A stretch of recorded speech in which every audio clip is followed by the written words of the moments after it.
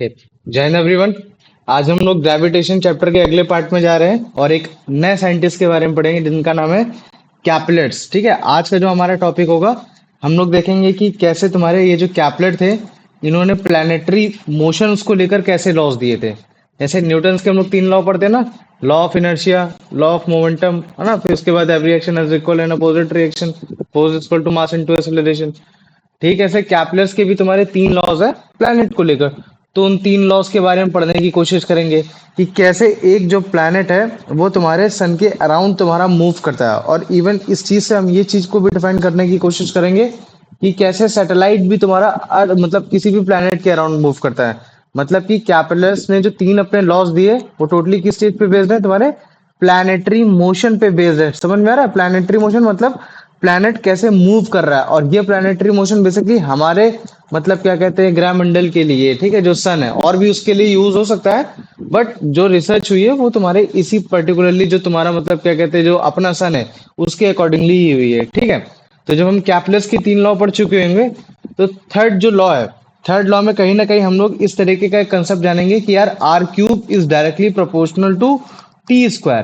तो जब हम ये चीज पढ़ रहे होंगे, तब हम इसी फॉर्मूले की हेल्प से बड़े आराम से जानेंगे कि जो तुम्हारे न्यूटन ने जो तुम्हारा ग्रेविटेशन है ना, ग्रेविटेशनल फोर्स या फिर जो अट्रैक्शन फोर्स का जो फॉर्मूला दिया था, ये F is equal to ji m1 upon m2 upon are square. तो ये जो आर स्क्वायर आया है ये कैसे है, मतलब कि 1/r² जो वैल्यू आई है वो कैसे है ये। तब हमें पता चलेगा कि यार ये जो आर स्क्वायर वैल्यू आई है वो कहीं ना कहीं कैपिटल्स के थर्ड लॉ से ही डराइव करने की कोशिश की। इसका मतलब क्या कह सकता हूँ कि न्यूटन तुम्हारे कैपलेट से इंस्पायर्ड थे, है ना। न्यूटन क्या थे, तुम्हारे कैपलेट से इंस्पायर्ड थे। बस केवल एक दिक्कत ये हो गई थी कैपलेट्स में कि कैपलेट्स के टाइम में उतना ज्यादा मॉडिफिकेशन हो नहीं पाया था। तो इन्होंने जितने भी लॉस दिए थे, इनके पास कोई प्रूविंग नहीं थी इस चीज की कि उस चीज को प्रूव कर पाए। लेकिन आज के टाइम में न्यूटन के जो मतलब सॉरी जो कैपलेट्स के लॉ है, हम बड़े आसानी से उनको प्रूव कर सकते हैं। जब हमारा ये टॉपिक कंप्लीट हो जाएगा, तब उसके बाद फिर हम लोग को छोटा सा रिवीजन करना है कि कैसे हमारे ये जो ग्रेविटेशनल फोर्स है ना, ये जो हमारा ग्रेविटेशनल फोर्स है और जो तुम्हारा Newton third law of motion है, ये कैसे एक दूसरे से को रिलेट करते हैं। कहीं ना कहीं हम लोगों ने इसके बारे में जान लिया है कि force is equal to mass upon mass into acceleration, है ना। इसके हिसाब से हमने बड़े अच्छे से जान लिया। तो थर्ड लॉ ऑफ मोशन और तुम्हारा मतलब क्या कहते हैं ग्रेविटेशन, तो ग्रेविटेशनल फोर्स कैसे एक दूसरे को रिलेट करते हैं, इनके बारे में भी बताने की कोशिश करूंगा। तो आज का टारगेट हमारा ये दो टारगेट है, कैपलर्स के लॉ जानना, न्यूटन ने कैसे कैपलर्स के लॉ से इंस्पायर होकर उन्होंने 1/r² की वैल्यू दी, और तुम्हारा ग्रेविटेशनल फोर्स और थर्ड लॉ ऑफ मोशन में तुम्हारा क्या चीज कॉमन तुमको देखने को मिलती है जिसकी वजह से हम लोग को एक मतलब क्या कहते हैं एक्सेलरेशन मिलता है ना। जैसे मैं काफी बार ऐसे बोलता हूँ ना कि यार फोर्स ऑफ अट्रैक्शन जो भी लगा रहा होगा दो बॉडी लगा रही होगी, क्योंकि फोर्स मतलब ही होता है दो चीजों पे एग्जिस्ट करना। तो अगर आप किसी पे फोर्स लगा रहे हो तो वो भी आप पे फोर्स लगा रही, इक्वल इन मैग्नीट्यूड लगाएगी। वो भी 5 न्यूटन का लगा रही होगी तो तुम भी 5 न्यूटन का फोर्स लगाओगे। लेकिन अगर मान लो कि तुम 10 किलो के, वो 5 किलो का है, तो 5 किलो वाला ज्यादा अट्रैक्ट होगा, मतलब कि 5 वाले में ज्यादा एक्सेलरेशन आएगा। तो देखो अभी जो मैंने तुमको बताया ना, यही कंसेप्ट होता है third law of gravitational force में। तो लेकिन इसको हम लोग और अच्छे से डराइव करने की कोशिश करेंगे, समझेंगे क्या होता है। फिर उसके बाद तुम्हारा मतलब क्या कहते हैं नेक्स्ट टॉपिक जो होने वाला है, जो कि है फ्री फॉल। बहुत इंपॉर्टेंट टॉपिक है। कल से ये तुम्हारा मतलब क्या कहते हैं स्टार्ट हो जाएगा, जिसमें सबसे पहले हम लोग जानेंगे कि free fall as a word होता क्या है। तो जब हम लोग ये सारी चीजें जान चुके होंगे, तब हम लोग रॉबर्ट बॉयल के एक्सपेरिमेंट्स के बारे में पता करेंगे कि रॉबर्ट बॉयल ने क्या एक्सपेरिमेंट किया था, क्या किसके थ्रू मतलब क्या कहते हैं ये फ्री फॉल का कंडीशन इन्होंने बताया था। फिर इसी तरीके से फिर हम लोग मतलब जी के बारे में जानेंगे, जिसको हम लोग बोलते हैं एक्सेलरेशन ड्यू टू ग्रेविटी, है ना। ये एक्सेलरेशन ड्यू टू ग्रेविटी का मतलब क्या होता है, जिसको हम लोग स्मॉल जी से डोनेट करते हैं। जब हम ये चीजें जान चुके होंगे, तो जैसे हम लोग कैपिटल जी की वैल्यू निकालना सीखे, वैसे स्मॉल जी की भी वैल्यू निकालना सीखेंगे। तो फिर हम लोग क्या करेंगे, स्मॉल जी की वैल्यू निकालेंगे कि स्मॉल जी की वैल्यू क्या होती है। और अगर मान लो स्मॉल जी की वैल्यू आ गई, तो फिर उसके बाद हम लोग उसकी यूनिट भी डेराइव करने की कोशिश करेंगे, जैसे हमने ग्रेविटेशनल कांस्टेंट की थी। ग्रेविटेशनल कांस्टेंट क्या थी, न्यूटन मीटर स्क्वायर क्या थी, बताओ मुझे। अच्छा, भैया भैया Newton Newton Newton metre square क्या KG inverse square. Metre square. पर केजी स्क्वायर या फिर केजी इनवर्स स्क्वायर, ये हो गया। ठीक है, तो इस तरीके से फिर हम लोग जी की भी यूनिट निकालेंगे, जी का भी वैल्यू निकालने की कोशिश करेंगे।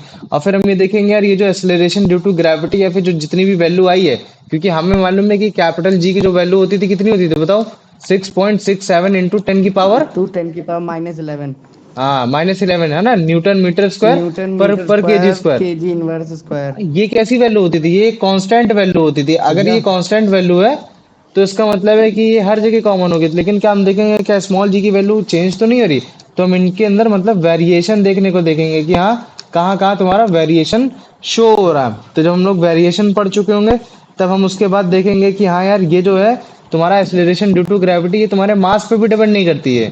तो मास से रिलेटेड पढ़ने की कोशिश करेंगे कि मास और तुम्हारा एक्सेलरेशन ड्यू टू ग्रेविटी में क्या डिफरेंस आ रहा है, क्या चीजें प्रॉब्लम क्रिएट हो रही है ना। इससे रिलेटेड फिर हम मूव्स में जाके मान देखेंगे, ये सारी चीजें देखेंगे।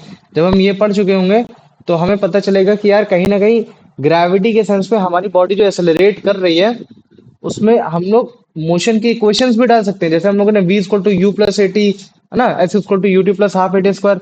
तो इसके बेसिस पे जो हम लोग इक्वेशन डेराइव करेंगे, जो फ्रीली फॉलिंग बॉडीज होती हैं, है ना, जितनी भी तुम्हारी फ्रीली फॉलिंग बॉडीज होती हैं, उनके बारे में पढ़ने की कोशिश करेंगे, है ना, कि क्या क्या हो सकता है, उनके इंपॉर्टेंट पॉइंट जानेंगे। तो आज का टॉपिक तो इम्पोर्टेंट है, और आज का टॉपिक इम्पोर्टेंट है, और उसके बाद कल का भी टॉपिक तुम्हारे लिए बहुत ज्यादा इम्पोर्टेंट है। तो 2 दिन एकदम कान खोल कर बैठना है। फिर उसके बाद तुम्हारा मास आएगा, फिर तुम्हारा वेट पढ़ाएंगे, फिर तुम्हारा ना जाने आर्किमिडीज प्रिंसिपल, जो भी सारी चीजें होती रहती, वो फिर बहुत छोटे छोटे छोटे छोटे टॉपिक्स रहेंगे। लेकिन इनमें थोड़ा सा तुमको दिमाग लगाना है ना।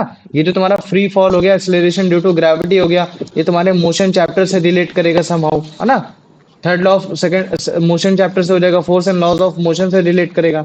तो तुम्हारे फिजिक्स के भी चैप्टर को रिलेटेड है, ऐसा नहीं है कि को रिलेटेड नहीं है। तो थोड़ा ध्यान से सुनना और समझना पड़ेगा।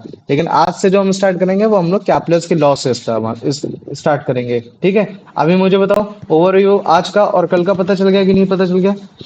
हाँ भैया भैया पूछो।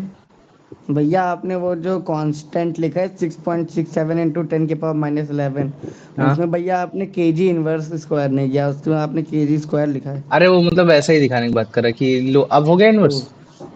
हाँ, ठीक है, ये हो गया। मेरे को लगा केजी लिखा हुआ है। ठीक है, कोई दिक्कत नहीं, है ना। तो याद रख लेना, अगर जैसे तुमसे कभी भी कोई पूछे कि भाई मोशन के, वो सॉरी मोशन बोल रहा हूँ, वो न्यूटन के जो 3 लॉस थे, वो किस चीज को मतलब डेडिकेटेड थे, तो तुम क्या बोलते थे? भैया मोशन से रिलेटेड थे वो, कि बॉडी कैसे मूव करेगी, कैसे मूव नहीं करेगी। तो हम लोग जब भी न्यूटन के 3 लॉस पढ़ेंगे, तो हम लोग क्या बोलेंगे, भैया ये किससे रिलेटेड है, तुम्हारे मोशन से रिलेटेड है।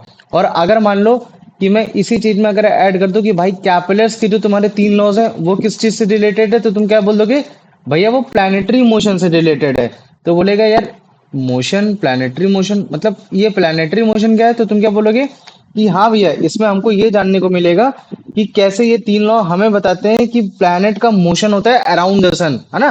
तो अगर मान लो कि मैं ये सन बना देता हूँ, तो सन के अराउंड जितने भी तुम्हारे प्लैनेट मूव कर रहे हैं, जितने भी प्लैनेट मूव कर रहे हैं, उनका मोशन तुम्हारा कैसे डिफाइन होता है। लेकिन इसमें ओशन में जिस प्लैनेट का सबसे ज्यादा जो हम लोग पॉइंट ऑफ लेंगे, वो कौन सा होगा हमारा?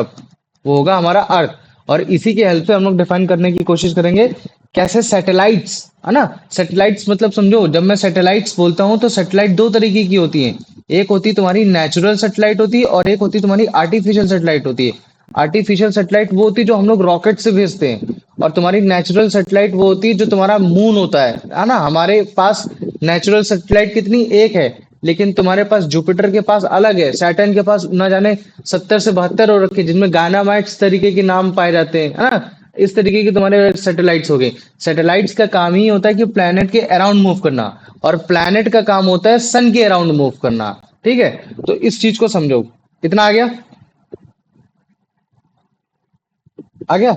तो देखो, ये जो जॉन हाँ कैपलस थे भैया। ना, ये तुम्हारे एक तरीके के एस्ट्रोनॉमर ही थे, जिन्होंने अपने काफी लॉन्ग टर्म तक इन्होंने समझने की कोशिश की कैसे क्या मूवमेंट हो रहे हैं, क्या क्या चीजें हो रही हैं। तो जब इन्होंने सबसे पहला जो, सबसे अगर मान लो कि इनका सबसे पहला कैपलस तुम्हारा मतलब क्या कहते हैं, फर्स्ट लॉ प्लानिटरी मोशन लिखूंगे, या पहले सिंपल ही फर्स्ट लॉ लिख दे रहा। तो इन्होंने उस चीज में ये बताया कि यार, जो प्लैनेट जो तुम्हारा मूव कर रहा है, वो सन के अराउंड इलिप्टिकल ऑर्बिट की तरह मूव कर रहा है। मतलब कि एक तरीके का इलिप्टिकल पाथ लेने की कोशिश कर। अच्छा मुझे बताओ, इलिप्टिकल पाथ मतलब क्या होता है? कि अगर जैसे मान लो कि मैं एक ऐसा बना देता हूँ, एक डायग्राम ऐसा है, ये डॉट मतलब सन समझना, और एक तुम्हारा मतलब क्या कहते हैं कि एक इलिप्टिकल पाथ ऐसा हो रखा है। तो मुझे बता सकते हो ए और बी में तुम्हारा इलिप्टिकल पाथ कौन सा होता होगा? बी। बी वाला, वेरी बी गुड, है बी ना? बी। बी, है ना? इसका मतलब है कि जो भी तुम्हारा फोकस पॉइंट है, जैसे मान लो कि अगर मान लो कि मैं इसका फोकस पॉइंट बताता हूँ ए वाले का, तो फोकस पॉइंट ये है, और इस फोकस पॉइंट से आप कहीं भी हो तो वो उसका जो रेडियस होगा वो हमेशा कैसे आएगा? इक्वल आएगा। लेकिन जो बी वाला पॉइंट है, बी वाले पॉइंट में जो तुम्हारा फोकस होता है, फोकस के रिगार्डिंग तुम्हारा कभी भी पॉइंट इक्वल नहीं आता है। इसी बेसिस में जितने भी तुम्हारे इलिप्टिकल ऑर्बिट होते हैं या फिर जो भी तुम्हारे इलिप्टिकल पाथ होते हैं, उसमें ज्यादातर हम लोग दो फोकस लेने की कोशिश करते हैं। एक फोकस जैसे मान लो कि हमने ले लिया F1 ये, और एक फोकस हमने ले लिया F2 ये, कि मान लो कि अगर जैसे सन F2 लोकेशन में है ना, तो ये इधर दिखाई देगा, अगर F1 लोकेशन में तो ये दिखाई देगा। मेरा बस समझाने का मतलब ये है कि जब भी प्लैनेट सन के अराउंड मूव करता है तो वो तुम्हारा एक एलिप्टिकल ऑर्बिट के फॉर्म में मूव करता है, जिसमें से जो सन होगा वो किसी भी फोकस में पाया जा सकता है। वो F1 वाले फोकस में पाया जा सकता है, वो F2 वाले फोकस में भी पाया जा सकता है। समझ में आ गया कि नहीं आ गया? तो इससे हम लोग क्या बोल सकते हैं कि हाँ यार, इलिप्टिकल ऑर्बिट में मूव करने की वजह से जो तुम्हारा मतलब क्या कहते हैं प्लैनेट है, वो सन के अराउंड एग्जैक्ट सर्कल पे मूव नहीं कर रहा है। जो हम लोग इमेजिन करते हैं या फिर जितने भी वीडियोस देखने की कोशिश करते हैं तो हम लोग को लगता है कि यार उसमें मतलब वो सर्कल के अराउंड मूव कर रहा है, नहीं, rather they are moving in a elliptical pathway, है ना? ये चीज हो गया। और इस इलिप्टिकल पाथवे में जो तुम्हारा सन की लोकेशन है वो किसी इन दो फोकस पॉइंट में होगी। हो सकता है वो तुम्हारा F1 लोकेशन में हो या तुम्हारा वो F2 लोकेशन में हो। ठीक है, तो पहले मुझे बताओ इतना समझ में आ गया कि नहीं आ गया? हाँ भैया। है ना? तो ये था तुम्हारा मतलब क्या कहते हैं फर्स्ट लॉ। ठीक है, जिसको बोलते हैं कैपलस का फर्स्ट लॉ हो गया। ठीक। अच्छा, मुझे कभी स्कूल में तो अभी तुम लोग का शायद सिलेबस हट चुका है, लेकिन फिर भी तुम लोगों ने इसके बारे में पढ़ा था कभी? नहीं भैया। नहीं, चलो ठीक, कोई बात नहीं। अब मैं तुमको कैपलस का सेकंड लॉ की तरफ लेके चलता हूँ। ठीक है, सेकंड लॉ कहीं ना कहीं तुम लोग को मतलब क्या कहते हैं एरिया के बारे में डिफाइन करने की कोशिश करता है कि एरिया हम लोग कितना कैटेगराइज्ड कर लेंगे अगर हमारा मूवमेंट ऐसा हो रहा होगा ऑर्बिटल पाथ में। तो जैसे मान लो कि मैं एक इलिप्टिकल ऑर्बिट बना लेता हूँ। चलो ठीक है, मैंने क्या बना दिया? ये इलिप्टिकल ऑर्बिट बना दिया, और मैंने कंसीडर कर लिया कि ठीक है, जो हमारा जो सन है वो सन कहीं भी मान लेते हैं। जैसे मान लो कि हमने यहाँ बोल दिया, ठीक है, इस वाले फोकस पॉइंट पे है। ठीक। और और थोड़ा बड़ा बना देते हैं, है ना? जैसे मान लो कि ये सन हो गया, ठीक। और हम लोग कहीं भी तुम्हारा बना देते हैं कि मतलब ये तुम्हारा वो हो गया, हाँ, इसको मैं बोल देता हूँ कि चलो ठीक, ये तुम्हारा हो गया अर्थ हो गया, है ना? ये अर्थ की लोकेशन हो गई, ये अर्थ तुम्हारा यहाँ है। तो जो तुम्हारा कैपलर्स का जो सेकंड लॉ बोल रहा है वो ये बोल रहा है कि जब भी, है ना, जितने भी प्लैनेट है जब भी वो अपने सन के अराउंड जब घूमते हैं, तो अगर मान लो कि प्लैनेट से लेकर मैं सन तक के लाइन अगर खींचूं, तो जितना समय वो जितने पॉइंट से जितने पॉइंट में बनाएगा उतना ही समय वो हर एक जगह पे बनाने की कोशिश करेगा। मुझे मालूम तुम कंफ्यूज हो गए। जैसे मान लो कि ये सन है, ए पोजीशन में है, तो मैं इसकी डिस्टेंस को कैलकुलेट करूंगा, ये डिस्टेंस ऐसे कैलकुलेट कर ली मैंने। ठीक है, अब मान लो कि ये 2 बजे यहाँ था, अब मान लो कि मैंने बोल दिया कि 5 बजे वो तुम्हारा यहाँ आ गया। ठीक है, मतलब 5 बजे मान लो कि वो तुम्हारा बड़े आराम से यहाँ आ गया। तो अब ए की पोजीशन तुम्हारे मतलब अब बी पोजीशन में आ गया, और इस समय मतलब कितना बज रहा है? इस समय 5 बज रहा है। तो फिर इतनी डिस्टेंस को ऐसे कैलकुलेट कर लो। ठीक है, अब अगर मान लो कि मैं अगर इस एरिया को अगर मैं भर देता हूँ, ठीक है, तो ये एरिया हमेशा मतलब क्या कहते हैं इक्वल होगा। अब किस चीज के इक्वल होगा, मैं उस चीज को तुमको डिफाइन करने की कोशिश करता हूँ। ठीक है, अब जैसे मान लो कि मैं बोल देता हूँ कि अब तुम्हारा मतलब क्या कहते हैं बी पोजीशन से तुम सी पोजीशन में आ गए। किस पोजीशन में आ गए? तुम सी पोजीशन में आ गए। अब तुम्हारा मतलब मान लो कि 7 बज रहा है या फिर कितना भी बज रहा है। ठीक है, तो अगर मान लो कि तुम सी पोजीशन में आ गए, तब अब मैं अगर इसको चेक करूंगा, तब मतलब क्या कहते हैं कि तब तुम्हारा मतलब क्या कहते हैं ये भी एरिया तुम्हारे इस वाले एरिया के बराबर होगा। अच्छा, देखने में लग रहा है कि पहले वाला एरिया ज्यादा लग रहा है ना? मतलब कि पहले वाला एरिया ज्यादा लग रहा है, दूसरा वाला एरिया कम लग रहा है, लेकिन एक्चुअली में ऐसा होता नहीं है। अब जैसे मान लो कि मैं दिखाने की कोशिश करूं तो मैं एक एरिया ऐसा भी बना सकता हूँ, है ना, कि एक पॉइंट पे पहले कभी अब प्लेनेट यहाँ था, अब दूसरे पॉइंट पे प्लेनेट कहाँ हो गया? यहाँ आ गया। ठीक है, तो एक लोकेशन मैंने ये बोल दी, एक लोकेशन मैंने ये बोल दी। तो मैं तुमको यही बताने की कोशिश कर रहा हूँ, तुम पर यूनिट टाइम में चाहे तुम 1 मिनट तक की डिस्टेंस चेक करो, या 1 घंटे से लेकर 1 घंटे तक की चेक करो, उनके बीच का जो एरिया होगा, जो मतलब उनके प्लैनेट से मतलब क्या कहते हैं सन तक के बीच का जो एरिया होगा, वो हमेशा इक्वल ही होगा। ठीक है, तो इस बेसिस पे तुम्हारा जो कैपलस लॉ की जो तुम्हारी डेफिनेशन होती है, तुम कैसे बोलते हो कि when a planet revolve around the sun in a such a way that a line joining to the planet है ना from the sun है ना, a line joining to the planet from the sun sweep out equal area in equal interval of time। मतलब कि अगर ए position से B position में जाने में अगर उसको 5 घंटे लगे, ठीक है, तो अब 5 घंटे लगे या फिर जो भी लगे, मैं बोल रहा हूँ कि अगर ए से लेकर बी पोजीशन जाने में उसको मतलब इतना एरिया उसने कवर किया है, तो ठीक वैसे अगर मान लो कि यहाँ ए से लेकर बी पोजीशन तो यहाँ तक जाएगा, तो भी वो सेम एरिया होगा। अगर मान लो मैंने बोल दिया कि 5 सेंटीमीटर स्क्वायर है, तो ये भी तुम्हारा 5 सेंटीमीटर स्क्वायर ही एरिया होगा, है ना। इसका मतलब क्या है, ये हमको क्या बताने की कोशिश कर रहा है कि इसकी हेल्प से हम ये पता लगा सकते हैं कि यार प्लैनेट का मोशन तुम्हारा कहाँ कम है कहाँ ज्यादा फास्ट है। ऑब्वियस ही बात है कि अगर वो मान लो कि राइट साइड को, अगर जैसे तुम अभी देखोगे, अगर मान लो कि राइट साइड होगा, तो इसको अपना मोशन फास्ट करना पड़ेगा या स्लो करना पड़ेगा एरिया बढ़ाने के लिए, बताओ मुझे। भैया प्लैनेट को फास्ट करना।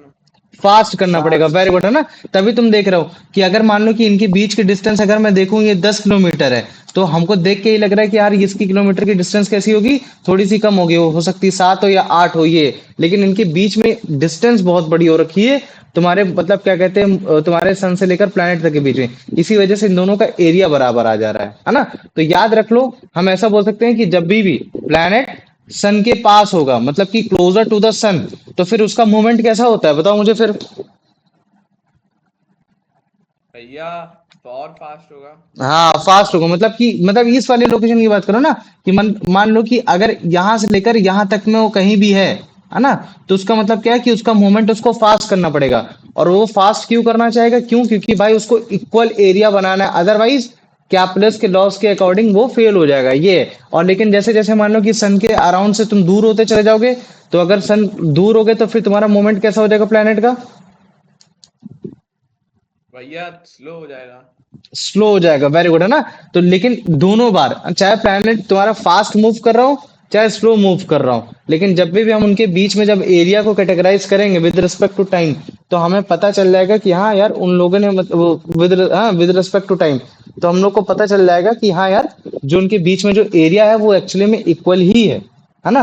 तो पहले मुझे बताओ इतना समझ में आ गया कि नहीं आ गया, यस भैया। इसमें किसी को कोई डाउट है अभी तक? नहीं नहीं भैया। नहीं है, चलो ठीक, वेरी गुड। अब देखो नहीं मैं तुम अब मैं भैया। ठीक है, अब देखो मैं तुमको तीसरा लॉ बताता हूँ, ठीक है, इसी चीज में तीसरा लॉ बताता हूँ। जैसे मान लो कि मैंने बोल दिया कि हाँ ठीक है, ये तुम्हारा एक डिस्टेंस है, ये तुम्हारा एक डिस्टेंस है प्लैनेट से लेकर ये प्लैनेट वाला डिस्टेंस है, मैंने इसको बोल दिया कि ये 5 किलोमीटर है। तो अब मैं अगर मान लो कि इस तरीके से तुम्हारे मिलियन ऑफ डिस्टेंस होंगे, है ना, मिलियन ऑफ डिस्टेंस होंगे। अगर मान लो कि मैं इसको बोल देता हूँ तो तुम ऑब्वियस से बात है बोल दोगे कि भैया 5 तो नहीं है, ये 5 से ज्यादा, ये 8 हो सकता है। फिर मैं बोल दूंगा भाई ये तुम्हारा कितना है, तो इस तरीके से मतलब क्या कहते हैं तुम बोल दोगे भैया ये तो मतलब 16 17 होगा, 18 होगा, 20 होगा, ऐसे होगा, लेकिन मतलब 8 से कम तो नहीं होने वाला, ये चीज है। तो अगर मैं एक डिस्टेंस को कैलकुलेट करूं, मुझे मालूम है कि जब भी आप सर्कल या इलिप्टिकल पाथ में मूव करते हो, तो आपकी हर एक पॉइंट में आपकी मतलब क्या कहते हैं डिस्टेंस चेंज हो जाती है ना। तभी तो आपका यूनिफॉर्म सर्कुलर मोशन में आपकी वेलोसिटी चेंज होती है, क्योंकि वेलोसिटी आपकी तभी चेंज होगी या तो आपकी स्पीड में डिफरेंस क्रिएट हो, अगर आपकी स्पीड में डिफरेंस नहीं क्रिएट हो रहा तो आपकी डायरेक्शन बदलनी चाहिए, तो अगर कभी भी डायरेक्शन या फिर स्पीड बदलती है तब आपकी वेलोसिटी बदल जाती है।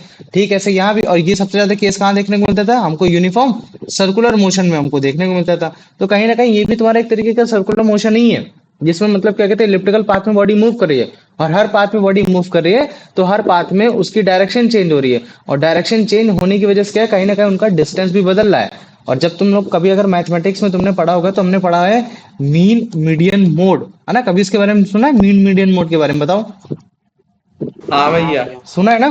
तो अब मैं तुमको यही बताना चाह रहा हूँ कि जो भी तुम्हारा मतलब क्या कहते हैं जितना भी तुम्हारा मीन है प्लैनेट का, ठीक है, तुम्हारे मतलब सन तक की डिस्टेंस का, जैसे मान लो कि मैं 5 बोल देता हूँ, 8 बोल देता हूँ, 15 बोल देता हूँ, इस तरह से काफी करोड़ों मतलब डिस्टेंसेस होंगी, ठीक है।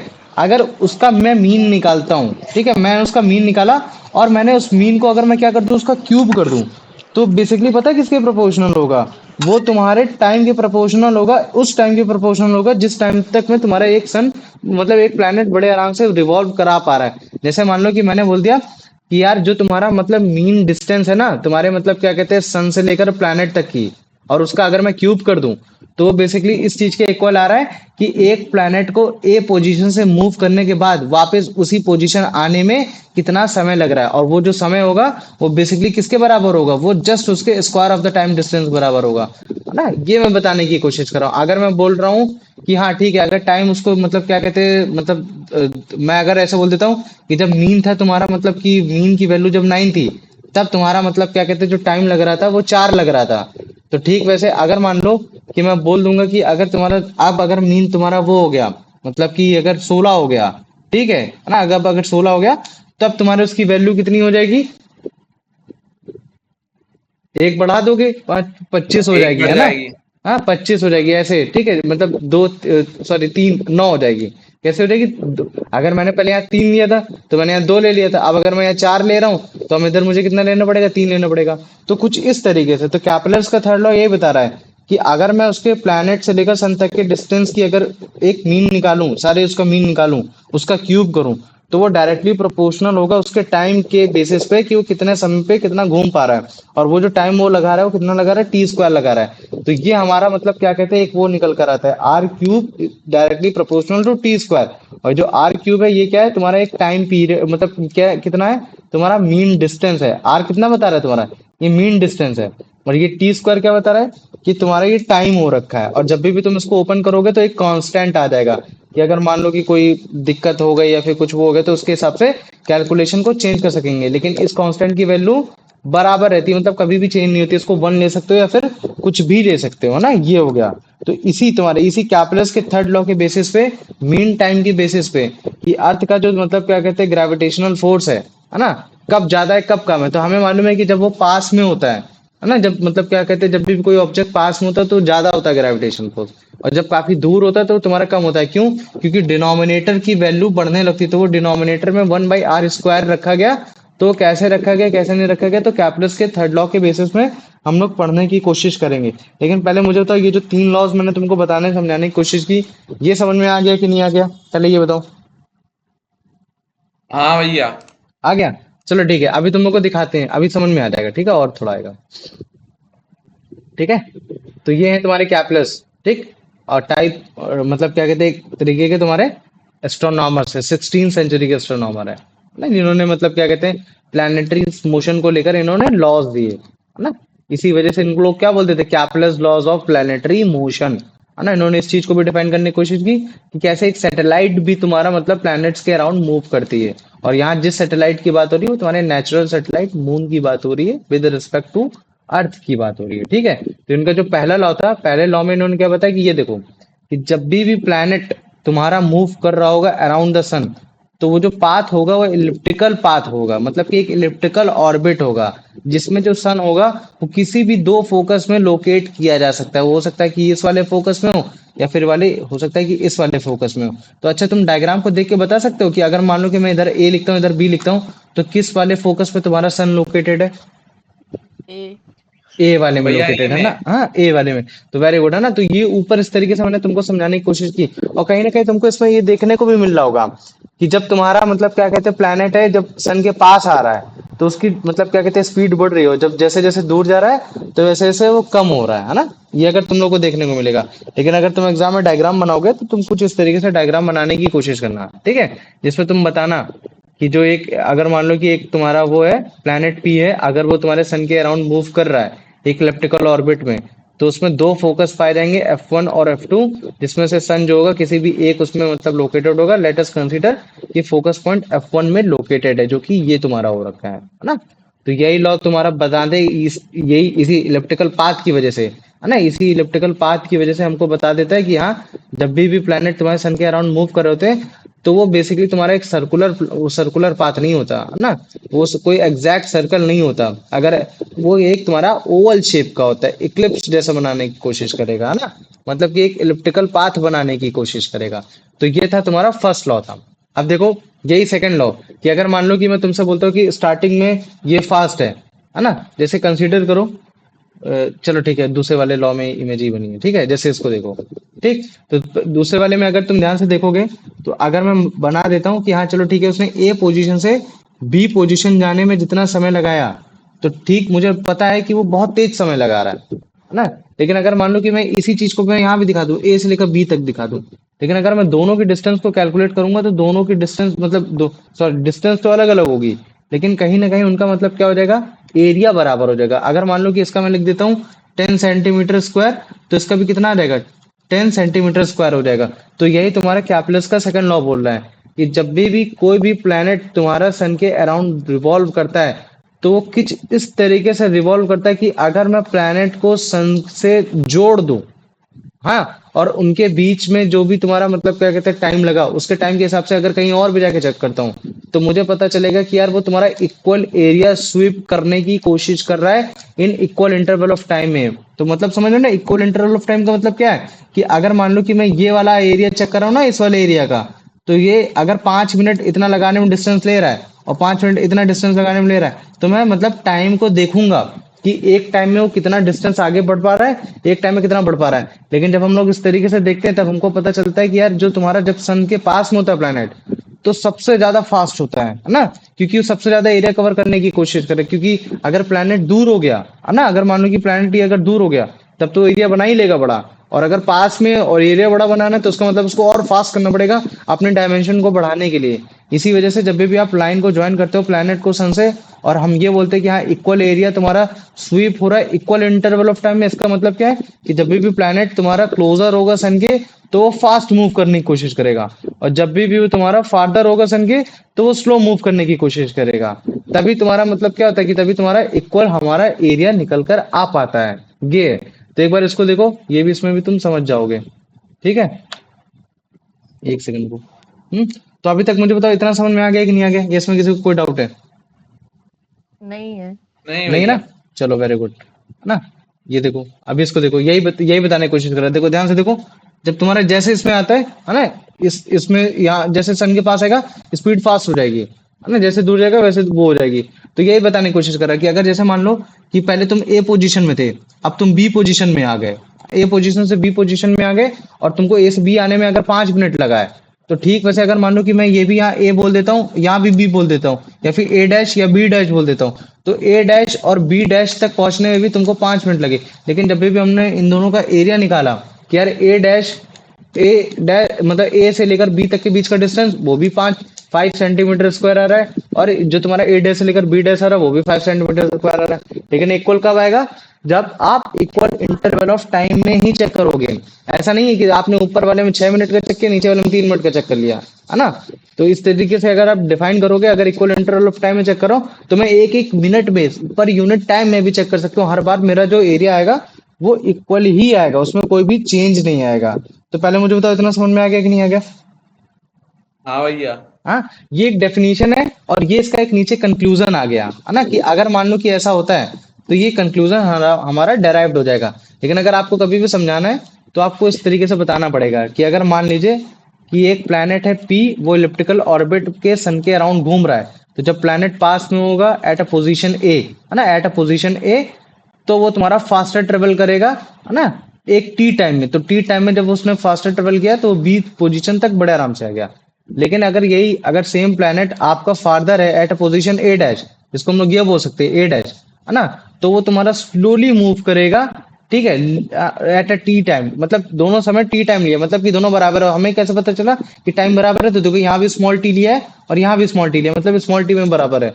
तो जो इसका एरिया है ना, जो दोनों का एरिया होगा वो कैसा होगा, वो बराबर होगा, मतलब sweeping out of equal interval of time, है ना।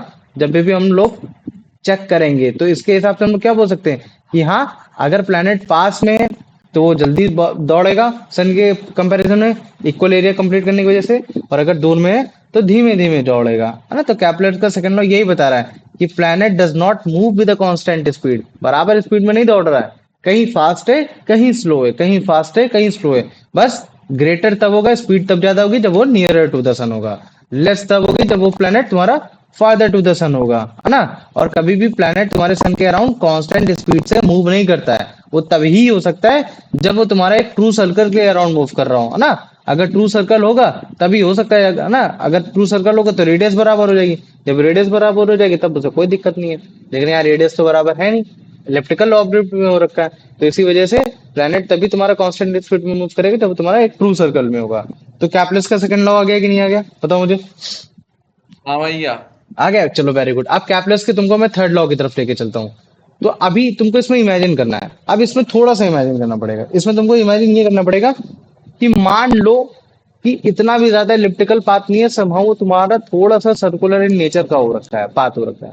तो अगर इस बेसिस में अगर तुमको बताने की कोशिश करूंगा, तो जो तुम्हारा अर्थ है ना, या फिर जो भी तुम्हारा मतलब क्या कहते हैं, कोई भी प्लेनेट है जो अपने सन के अराउंड मूव कर रहा है, तो उनके बीच की जो तुम्हारी डिस्टेंस होगी, है ना, मीन डिस्टेंस होगी, अगर मैं उसको वो कर दूं, उसका क्यूब कर दूं, तो वो डायरेक्टली प्रोपोर्शनल होगी उसके मतलब टाइम से रिलेटेड, जितने टाइम में वो तुम्हारे सन के अराउंड तुम्हारा घूम पा रहा है। लेकिन वो टाइम कैसा होना चाहिए, स्क्वायर इन द टाइम होना चाहिए। तो ये जो आर क्यूब है, ये एक तरीके का मीन डिस्टेंस है तुम्हारा, मतलब क्या कहते हैं कि सन से लेकर अर्थ तक के बीच में।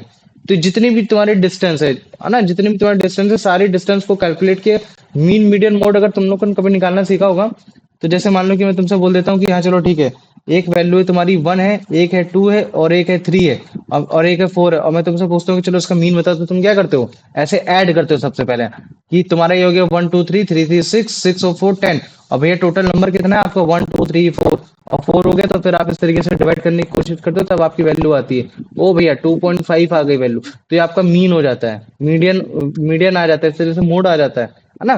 तो जब आप मीन निकालोगे उनके डिस्टेंस के बीच का, तो वो तुम्हारा उसको क्यूब करना पड़ेगा, और जब भी आप क्यूब करोगे तो आप देखोगे कि उसके टाइम के स्क्वायर के बराबर आ रहा है, कि जितने टाइम में वो तुम्हारा एक, है ना, एक मतलब एक पर्टिकुलरली एक ऑर्बिट पूरे आराम से, बड़े आराम से कंप्लीट कर ले। तो ये देखो अभी क्या है कि अगर मैं बोल देता हूँ कि आर क्यूब की डिस्टेंस ज्यादा हो गई, आर क्यूब की अगर मैं बोल देता हूँ कि डिस्टेंस ज्यादा हो गई, तो फिर टाइम भी बढ़ जाएगा, मतलब कि अब उसको समय ज्यादा लगेगा। तो अगर जैसे तुम इसको देखोगे ना, डायग्राम को फिर से देखो, तो अगर मान लो कि इस प्लेनेट को मैं ए बोल देता हूँ, ये छोटे वाले प्लेनेट को मैं ए बोल देता हूँ, और बड़े वाले प्लेनेट को मैं बी बोल देता हूँ। एक सेकंड फिर से रुको। हाँ ठीक है, अभी फिर से तुमको दिखाते हैं जिस जिस लोकेशन से स्टार्ट हुआ है, ए हो गया, बी हो गया, ठीक है। तो अभी देखो, अभी अगर मैं इनको मूव कराता हूँ, तो तुम देखना इनके जो बीच का जो मीन डिस्टेंस है, इनके बीच का जो मीन डिस्टेंस है वो तुम्हारा कम है, और जो इसके जो बीच का जो मीन डिस्टेंस है उसका जो अगर क्यूब निकालूं तो वो ज्यादा है। तो इसका मतलब है कि यार ये जो ए वाला जो तुम्हारा प्लेनेट है, ये तुम्हारा फास्टर मूव करेगा, मतलब एज कम्पेयर टू बी। क्यों मूव करेगा, क्योंकि भाई इसका जो स्क्वायर ऑफ टाइम निकालोगे वो बी वाले स्क्वायर ऑफ टाइम से थोड़ा सा कम ही मूव करेगा। ऐसा क्यों, क्योंकि इनका मीन डिस्टेंस आपस में वेरिएट कर पा रहा है, ए का मीन डिस्टेंस कम है और बी का mean distance as compared to A ज्यादा हो रखा है। तो इसी वजह से ए को थोड़ा सा उसका टाइम कम लगेगा एज कम्पेयर टू बी। तभी देखो दोनों स्टार्ट हो रहे हैं सेम टाइम पे, है ना, लेकिन ए जल्दी से अपना एरिया कवर कर ले रहा है, लेकिन अभी तक बी नहीं कवर कर पाया, बी अब जाके कवर कर पा रहा है ना।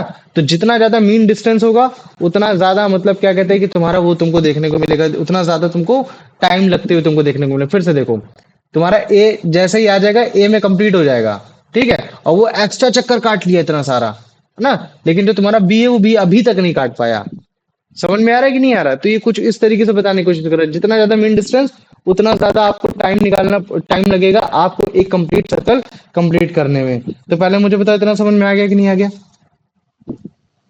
हाँ आ गया ना, भैया। है ना। लेकिन यार कैपलेस ने बस यस यही भैया। एक प्रॉब्लम हो गई कि कैपलेस ने अपनी थ्योरी का कोई भी एक्सप्लेनेशन नहीं दिया, है ना। बस केवल न्यूटन ही थे जिन्होंने ये शोकेस किया था कि हाँ यार तुम्हारे प्लैनेट जो है वो तुम्हारे मतलब क्या कहते हैं, मोशन में रहते हैं, और उनके मोशन में कहीं ना कहीं ग्रेविटेशनल फोर्स होता है कि आपस में एक दूसरे को अट्रैक्ट करने की कोशिश करते हैं। और जो तुम्हारा जो प्लैनेट जो तुम्हारा अट्रैक्ट कर रहा है ना, प्लैनेट तुम्हारा जो अट्रैक्ट हो रहा है, उस सन की वजह से हो रहा है, इसी वजह से उसके अंदर से सेंट्रीपिटल फोर्स लग रहा है, और सेंट्रीपिटल फोर्स लगने की वजह से तुम्हारा मतलब क्या कहते हैं कि एक कांस्टेंट वे में तुम्हारा प्लैनेट बड़े आराम से मूव भी कर पा रहा है, ठीक है। तो यहाँ तुम्हारा सेंट्रीपिटल फोर्स का फॉर्मूला भी लगाऊंगा, ये सारी चीजें लगाऊंगा, और इस बेसिस पे बताऊंगा भी कि कैसे न्यूटन ने तुम्हारे कैपलस के थर्ड लॉ को यूज करके तुम्हारा लॉ ऑफ यूनिवर्सल ग्रेविटेशन का फॉर्मूला डेवलप करने की कोशिश की। इसमें उसने ये बताया, यही चीज बताया कि आपका जितना मतलब क्या कहते हैं, जितना डिस्टेंस आपका कम होगा, है ना, जिसमें 1/r², मतलब जितना ज्यादा डिस्टेंस डिनोमिनेटर में कम होगा, न्यूमरेटर बढ़ेगा, तो मतलब फोर्स ऑफ अट्रैक्शन बढ़ेगा, और जितना ज्यादा आपका डिनोमिनेटर बढ़ेगा उतना फोर्स ऑफ अट्रैक्शन क्या हो जाएगा, आपका कम हो जाएगा। तो अभी मुझे बताओ, इतना आ गया कि नहीं आ गया? हाँ भैया। आ गया, चलो हाँ वेरी भैया। गुड। आ जाओ, अब इसका आंसर बता दो Divyanshu. According to Kepler's first law, what is the shape of a planet's orbit around the sun?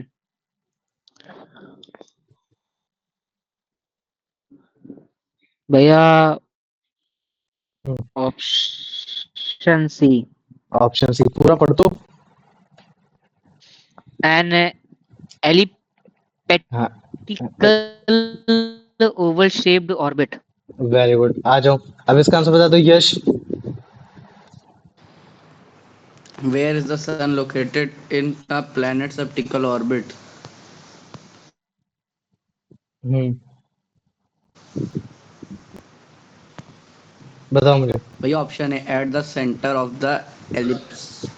चलो कोई बात नहीं, अब तुम अभिषेक तुम बताओ इसका आंसर। भाई option B eight hmm, one point of four अगर सेंटर में हो जाएगा तो फिर तुम्हारा उसके बीच की डिस्टेंस मतलब लगभग लगभग बराबर नहीं हो जाएगी, है ना। तो तुमको ये जानना है कि एलिप्टिकल ऑर्बिट में किसी वो दो अच्छा। फोकस पॉइंट में हो रखा है, एक या तो F1 वाले पॉइंट में या तो वो F2 वाले पॉइंट पे हो रखा है, सेंटर में नहीं है कि सेंटर में यहाँ हो, है ना। इस वाले फोकस वाले पॉइंट पे हो रखा है। जब तुम लोग क्लास अच्छा हाँ 11th में अगर ठीक कभी है, किसी याद ने आ मैथ गया। ली ना तो तुम इससे रिलेटेड काफी क्वेश्चन सॉल्व करोगे, दिक्कत मत लो। आ जाओ कुलदीप, इसका आंसर बताओ। What does the text state about the Foci of an foci, four elliptical path? ठीक है।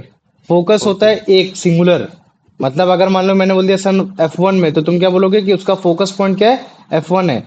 लेकिन अगर तुम्हें मालूम है कि एक और भी काफी सारे फोकस पॉइंट है तो तुम उसको क्या बोल दोगे, उसको फोकी बोल दोगे। तो यहाँ फोकी दो हैं, एक F1 और F2 है। और अगर आप सिंगुलर को कॉल करोगे तो वो क्या हो जाता है, वो फोकस हो जाता है। आप पढ़ो। By option C, option C, the very good. elliptical path has two foci. Two foci, very good. आ जाओ अनंत, इसका आंसर बताओ बेटा। What does Kepler's second law state about planet's orbit? भैया बी। बी, है ना, वेरी गुड। आ जाओ, पूरा पढ़ा करो, पहले पूरा पढ़ो। Yeah, the line joining a planet to sun sweeps over equal areas in equal interval of time. Very good. आ जाओ, अब इसका आंसर बता दो Divyanshu. When a planet is closer to the sun in its elliptical orbit, how does its speed change? भैया option B, it moves faster.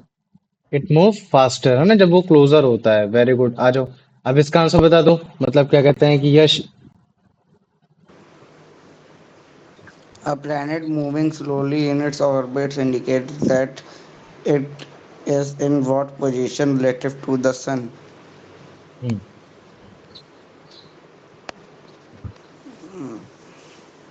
भैया at a greater distance from the sun, option B. Option B, very good. आ जाओ अभिषेक, इसका answer बता दो। when a planet is never to the sun in elliptical orbit, how does its speed compare to when it is farther away? Option B, its speed is greater. Speed is greater, है ना, very good. आ जाओ, अब इसका answer बता दो अनंत।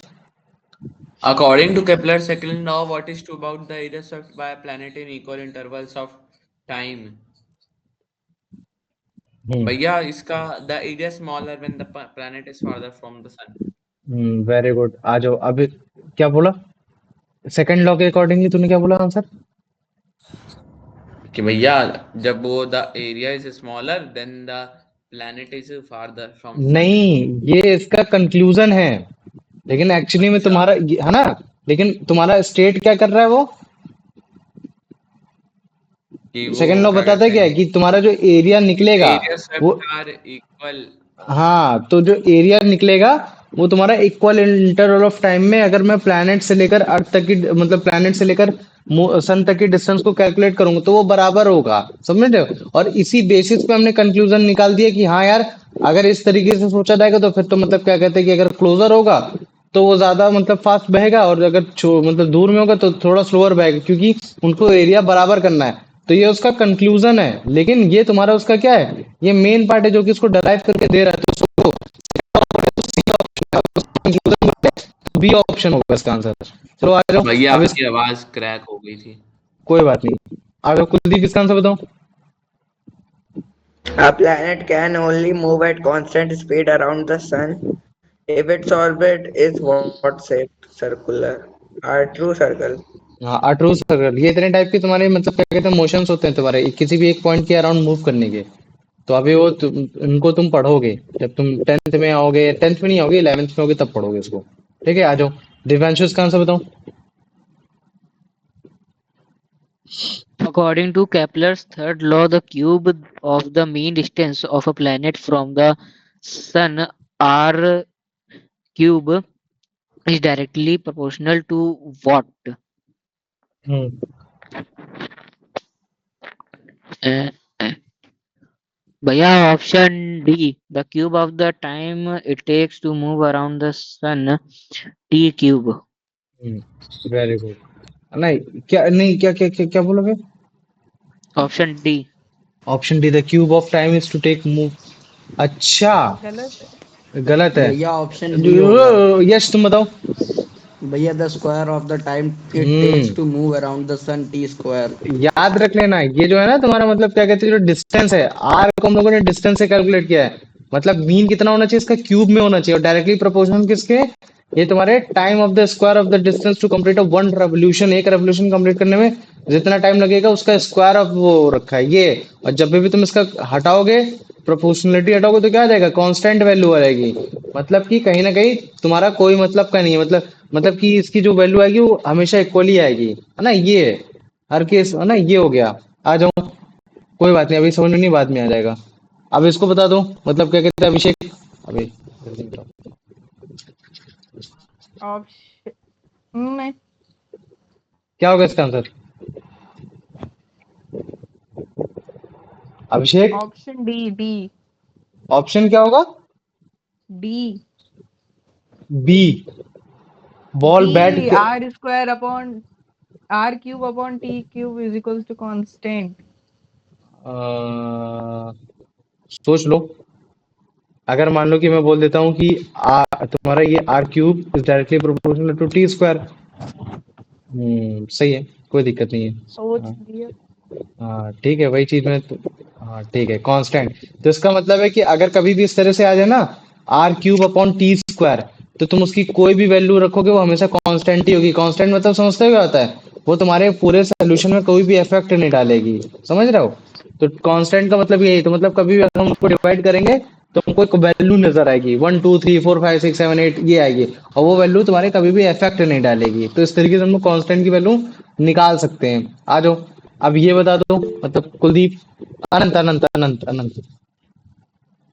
Who provided the theory to explain the motion of planets which Kepler describe. described? भैया Isaac Newton है। आइजैक न्यूटन, है ना। ध्यान दो। अच्छा सुनो, पता है कैपलस ने क्या बोला, कि तुम्हारे मतलब क्या कहते हैं सबसे उसमें, कि मतलब एलिप्टिकल पाथ में घूमते हो, चलो ठीक है मैं समझ गया। दूसरे बोल दिया कि तुम यार इक्वल डिस्टेंस स्वीप आउट करने की कोशिश करते हो, चलो मैंने ये भी समझ लिया।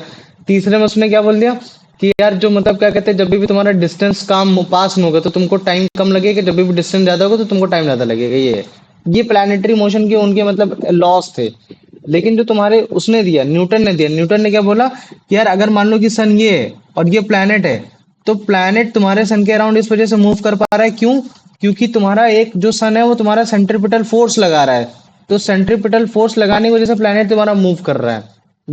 और ये सेंट्रीपिटल फोर्स उसके पास आ कहाँ से रहा है, वो आ रहा है ग्रेविटेशन से आ रहा है ना, उसके ग्रेविटेशनल फोर्स से आ रहा है, मतलब कि उसके फोर्स ऑफ अट्रैक्शन से आ रहा है। तो जैसे तुम कभी भी एक लंगड़ को अपने हाथ से घुमाते हो ना, लंगड़ मतलब कि अगर मान लो कि एक धागा है और धागा के नीचे अगर पत्थर बांध लो और उसको अगर तुम घुमाओगे, तो तुम्हारे पास वो घूमेगा तभी जब तुम अपने पास से मतलब फोर्स लगा रहे हो। तो जो घूमने वाला जो फोर्स है कि एक सर्कुलर मोशन में घूम पा रहा है, तो सेंट्रीपिटल फोर्स की वजह से घूम पा रहा है ना। और लेकिन अगर मैं बोलूँ कि फोर्स कहाँ से आ पा रहा है, तो उसके ग्रेविटेशनल फोर्स से आ पा रहा है। तो तुम्हारे न्यूटन ने इस ग्रेविटेशनल फोर्स को तुम्हारे इस थर्ड लॉ से कोरिलेट करने की कोशिश की, कि हाँ यार अगर डिस्टेंस पास में हो रखी है तो फोर्स ऑफ अट्रैक्शन ज्यादा हो जाएगी। क्योंकि तुम कभी भी देखना, एक लंगड़ को तुम काफी लंबा, मतलब जैसे मान लो कि एक लंगड़ ये हो गया, ए वाला हो गया, और वन वाला हो गया, ए वाला हो गया, और एक लंगड़ तुम्हारा हो गया ये बी वाला हो गया। तो मैं अगर तुमसे पूछूं कि सबसे फास्ट लंगड़ कौन सा घूमेगा, तो तुम तुरंत बोलोगे भैया बी वाला घूमेगा। क्यों घूमेगा? क्योंकि वो थोड़ा सा पास में हो रखा है, तो ग्रेविटेशन फोर्स और ज्यादा तेज लगेगा। तो यही चीज ये भी बताने की कोशिश की। तुम लोग कभी भी ट्राई कर लेना, एक धागा लेना, या फिर है ना एक धागे को मतलब क्या कहते हैं अपने सर के अराउंड घुमाने की कोशिश करना, और धीरे धीरे उसको बढ़ाते जाना। जैसे जैसे तुम उसको बढ़ाते जाओगे वैसे वैसे तुमको पता चल जाएगा कि बढ़ाने में मतलब ग्रेविटी तुम्हारा जो फोर्स है, जो तुम उसको अट्रैक्टिव फोर्स बना रहे हो कि जिसकी मदद से बड़े आराम से सेंट्रीपिटल फोर्स कर पाए, घूम पाए, वो घूम भी नहीं पा रहा है। और अगर जैसे तुम धागा पास करने लगते हो तो वैसे ही वो और तेज तेज तेज घूमने लगता है। कभी भी ट्राई करना, अपनी उंगली में भी धागा बांध के ऐसे कर सकते हो। जैसे तुम घुमाओगे वैसे वो बहुत तेज तेज तेज तेज घूमेगा, जैसे लेकिन जैसे जैसे दूर जाएगा वैसे वैसे वो और तेज तुम्हारा डिस्टेंस को करने लगेगा। तो न्यूटन ने यही बताया कि थर्ड लॉ में कि अगर मैं ग्रेविटेशनल फोर्स को बढ़ाना चाहूँ तो मैं ग्रेविटेशनल फोर्स को तभी बढ़ा सकता हूँ जब मैं उसके डिस्टेंस को कम कर दूं, है ना। और डिस्टेंस को इसी वजह से उसने इन्वर्सली प्रोपोर्शनल में डालने की कोशिश की। और अगला अगला टॉपिक हमारा यही है कि कैसे तुम्हारा उसने मतलब क्या कहते हैं को रिलेट करके मतलब कि ग्रेविटेशनल फोर्स को को रिलेट किया तुम्हारे इस चीज से, तुम्हारा मतलब क्या कहते हैं कैप्लर्स के थर्ड लॉ से। क्योंकि कैप्लर्स का थर्ड लॉ भी यही बोल रहा है कि अगर आपका जितना मीन डिस्टेंस कम होगा उतना ज्यादा आपका मतलब क्या कहते हैं टाइम आपको कम लगेगा एक रेवोल्यूशन करने में, है ना। तो मतलब सेम ही कंसेप्ट है, लेकिन 1/r² जो लाया फॉर्मूला वो तुम्हारा न्यूटन ने कैप्लस के थर्ड लॉ से ही लेकर आया। आ जाओ, अब इसका आंसर बता दो Kuldeep. How did Newton use Kepler's third law? कैल्पर नहीं, कैप्लर्स। Kepler हम्म third law. हम्म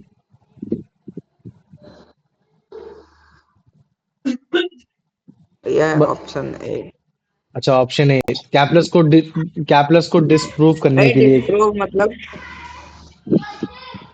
या डिस्प्रूव मतलब, डिस्प्रूव मतलब गलत साबित करने के लिए कि तुम बेटा तुम गलत हो। तुमने जो बोला है ना कि नहीं हाँ तुम्हारा जो पास में होगा तो ज्यादा मतलब ज्यादा कम समय लगेगा, दूर होगा तो ज्यादा समय लगेगा, ये तुम गलत बोल रहे हो। ये क्या? Option C. ऑप्शन सी, अपने यूनिवर्सल ग्रेविटेशन लॉ को डेवलप करने के लिए, है ना। क्योंकि अगर देखा जाए तो कैप्लस का थर्ड लॉ और तुम्हारा यूनिवर्सल ग्रेविटेशन का जो तुम्हारा 1/r² है वो दोनों बराबर ही है ना। तो जब मैं बोलता हूँ ना कि 1/r², तो ये यूनिवर्सल लॉ ऑफ ग्रेविटेशन का तुम्हारा इनवर्स स्क्वायर रोल है। अगर जैसे मान लो कि मैं तुमसे बोल दूं कि लॉ ऑफ ग्रेविटेशन क्या होता है, तो तुम क्या बोलते हो भैया? लॉ ऑफ ग्रेविटेशन में बेसिकली ये होता है कि आपका जो फोर्स है वो डायरेक्टली प्रोपोर्शनल ऑफ मासेस। क्योंकि दो बॉडी अगर आपका फोर्स लगा रही है, एक m1 फोर्स लगा रही है, एक m2 फोर्स लगा रही है, तो उनके बीच में उनका मासेस कितना है? जितना ज्यादा मास उतना ज्यादा आपका ग्रेविटेशनल फोर्स, तो आप ऐसे लिख देते थे। लेकिन एक होता था तुम्हारा इनवर्स स्क्वायर रूल।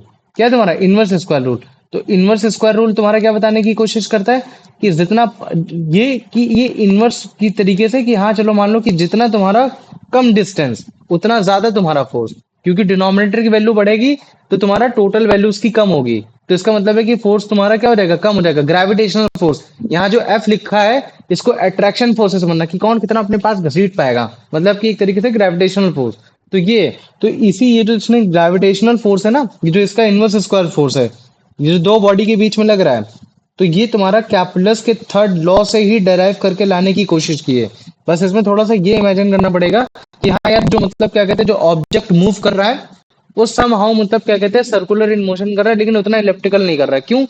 क्योंकि कहीं ना कहीं हम लोग मतलब यहाँ 2πr का फॉर्मूला लगाने की कोशिश करेंगे। और 2πr फॉर्मूला क्या होता है एक तरीके का, बता सकता है मुझे कोई? भैया सर्कल का सरकमफ्रेंस। हाँ, और सरकमफेरेंस को अगर जैसे मैं बहुत आसान भाषा में बोलना चाहूँ तो मैं क्या बोल सकता हूँ कि यार वो टोटल डिस्टेंस। पेरीमीटर। हाँ, पेरीमीटर की मतलब मैं ए डिस्टेंस से मैं वापस आता हूँ तो उसकी टोटल डिस्टेंस कितनी होगी? तो वो 2πr तो तभी आएगी जब मतलब क्या कहते हैं समाओ सर्कल की शेप सर्कल का उसमें होगा। तो बस क्या किया इन्होंने मतलब सर्कल का मतलब थोड़ा सा लेने की कोशिश की कि हाँ हम इमेजिन करेंगे कि जो तुम्हारी बॉडी है वो तुम्हारे सर्कल के अराउंड मूव करने की कोशिश कर रही है। ठीक है, तो अभी बताओ मैं प्रूविंग स्टार्ट करूं?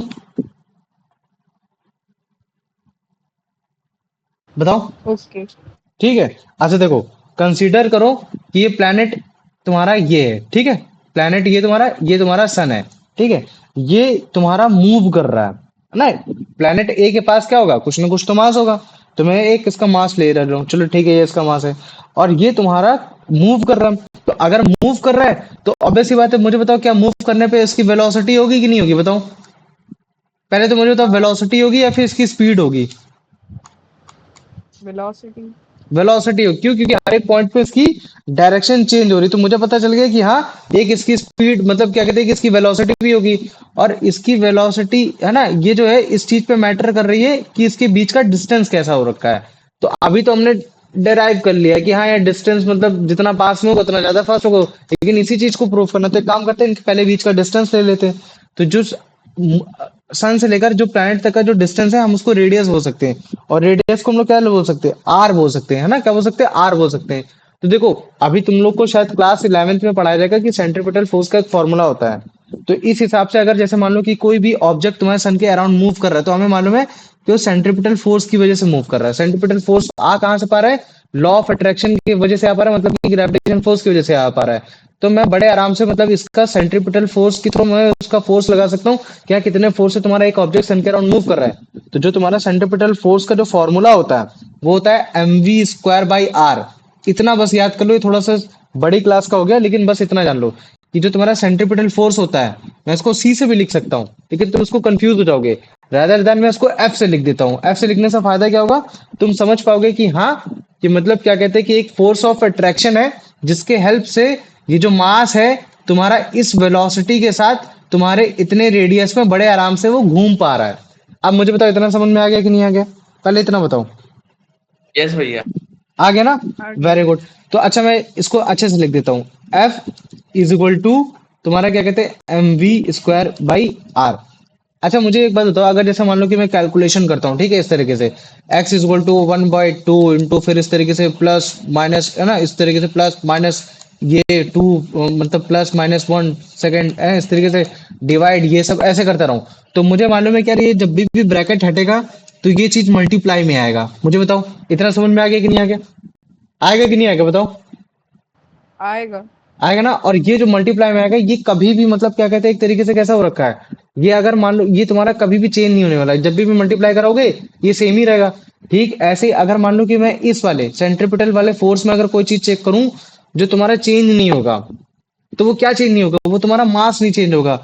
मास क्यों नहीं चेंज होगा, क्योंकि मास भाई तुम्हारा मतलब क्या कहते हैं बॉडी एक ही है ना। लेकिन अगर मान लो कि मैं रेडियस की बात करते तो अलग अलग प्लेनेट में अलग अलग रेडियस हो जाएगा। जैसे मान लो कि मैंने बोल दिया कि इस बार मैंने इस वाले इस सन के लेकर चेक किया था, लेकिन अगर मान लो मैं कोई दूसरे मतलब दूसरे सोलर सिस्टम में चला जाऊं, उसके सन के अकॉर्डिंग अगर चेंज करूं तो वहां तो रेडियस बदल जाएगा, लेकिन मास तो नहीं बदलने वाला, क्योंकि मास हमारा थ्रू आउट द वर्ल्ड कैसा होता है, सेम होता है। तो अब इसके बारे में बताने की कोशिश करेंगे। तो अगर मान लो कि मैंने बोल दिया कि मास अगर कांस्टेंट है तो मैं मास को लिखूं चाहे ना लिखूं कोई फर्क ही नहीं पड़ता। तो मैं काम करता हूं इसको हटा दे रहा हूं, तो मैं क्या कर देता हूं, मैं एफ इजल टू v²/r कर दे रहा। तो पहले मुझे बताओ इतना समझ में आ गया कि नहीं आ गया, बताओ पहले मुझे। हाँ भैया। आ गया ना, ये हो गया। तो इसका मतलब क्या बता रहा है कि यार आपका सेंट्रीपिटल फोर्स इस चीज पर डिपेंड करता है कि आपकी वेलोसिटी मतलब क्या कहते हैं वेलोसिटी और उसका रेडियस ऑफ मतलब कितने रेडियस पे हो। अभी केवल इसको इतना समझने की कोशिश करो, लेकिन मुझे बताओ अभी ये समझ में आ गया कि नहीं आ गया, इस पहले वाले क्वेश्चन को याद रख लेना। इतना आ गया, हाँ। आ गया।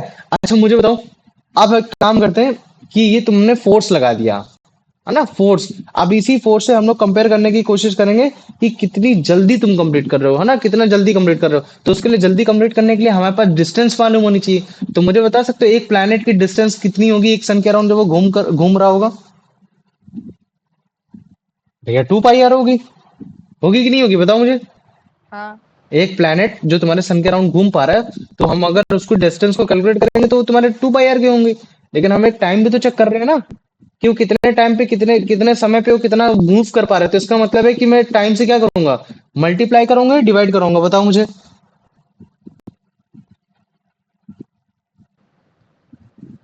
क्या? बताओ, गैस करो। अगर मैंने बोला कि तुम्हारा एक प्लेनेट है, एक प्लेनेट पी, ये है प्लेनेट ए है, ये तुम्हारा मूव कर रहा है सन के अराउंड मूव कर रहा है, तो जब वो कंप्लीट एक वन रेवोल्यूशन ले लेता है तो जो उसका जो टोटल पैरामीटर रहता है वो 2πr आता है। लेकिन जब वो तुम्हारा कैलकुलेट किया तो हमने बोला ना कि इतने समय पे कंप्लीट कर लेते, तो इसका मतलब है मैं टाइम के साथ उसको डिवाइड करने की कोशिश कर मतलब डिवाइड करूंगा। तो अभी जो तुम्हारी वेलोसिटी है कि कितनी कितनी वेलोसिटी में मतलब कितनी जल्दी तुम एक डिस्टेंस को कंप्लीट कर पा रहे हो कितने टाइम पे, तुमने ये वाला फॉर्मूला याद है, speed equal to distance upon time, बताओ मुझे। हाँ भैया। हाँ। ये वाला याद है ना। तो अगर मान लो कि मैं तुमसे बोल देता हूँ कि स्पीड को अगर मैं यहाँ वेलोसिटी के टर्म में लिख देता हूँ, तो मैं यही जानना चाह रहा हूँ कि कितनी जल्दी तुमने एक सर्कल कंप्लीट कर लिया। तो डिस्टेंस निकालोगे, डिस्टेंस कितनी हो गई, 2πr हो गई, और तुम्हारा टाइम आ गया कि तुमने इतने टाइम में तुमने कंप्लीट कर लिया। तो पहले मुझे तो अब इतना समझ में आ गया कि नहीं आ गया। आ गया। आ गया। अब इन इस वाली इक्वेशन में, अच्छा इस वाली इक्वेशन में मुझे कांस्टेंट बता सकते हो कि कौन कौन चीजें कांस्टेंट हो सकती हैं इसमें? क्या हो सकती है बताओ, क्या क्या कांस्टेंट हो सकता है? या पाई। हाँ पाई कांस्टेंट हो सकता है, टू कांस्टेंट हो सकता है ना। ये जो टू पाई है ये दोनों के दोनों कांस्टेंट है, लेकिन रेडियस, जैसे तुम मेरी अभी बात समझो, जैसे मान लो कि ये तुम्हारा प्लेनेट है, इसका सन ये था, तो यहाँ मूव कर रहा है। लेकिन मान लो कि अगर मैं कह देता हूँ कि एक दूसरे सोलर सिस्टम में यहाँ भी एक सन है, तो मैं ये भी तो पाथ दिखा सकता हूँ, ये भी तो पाथ दिखा सकता हूँ, है ना। तो इसका मतलब है रेडियस भी चेंज हो रहा है, रेडियस भी चेंज हो रहा है, टाइम भी चेंज हो सकता है ना, टाइम भी चेंज हो सकता है, ये भी चेंज हो सकता है।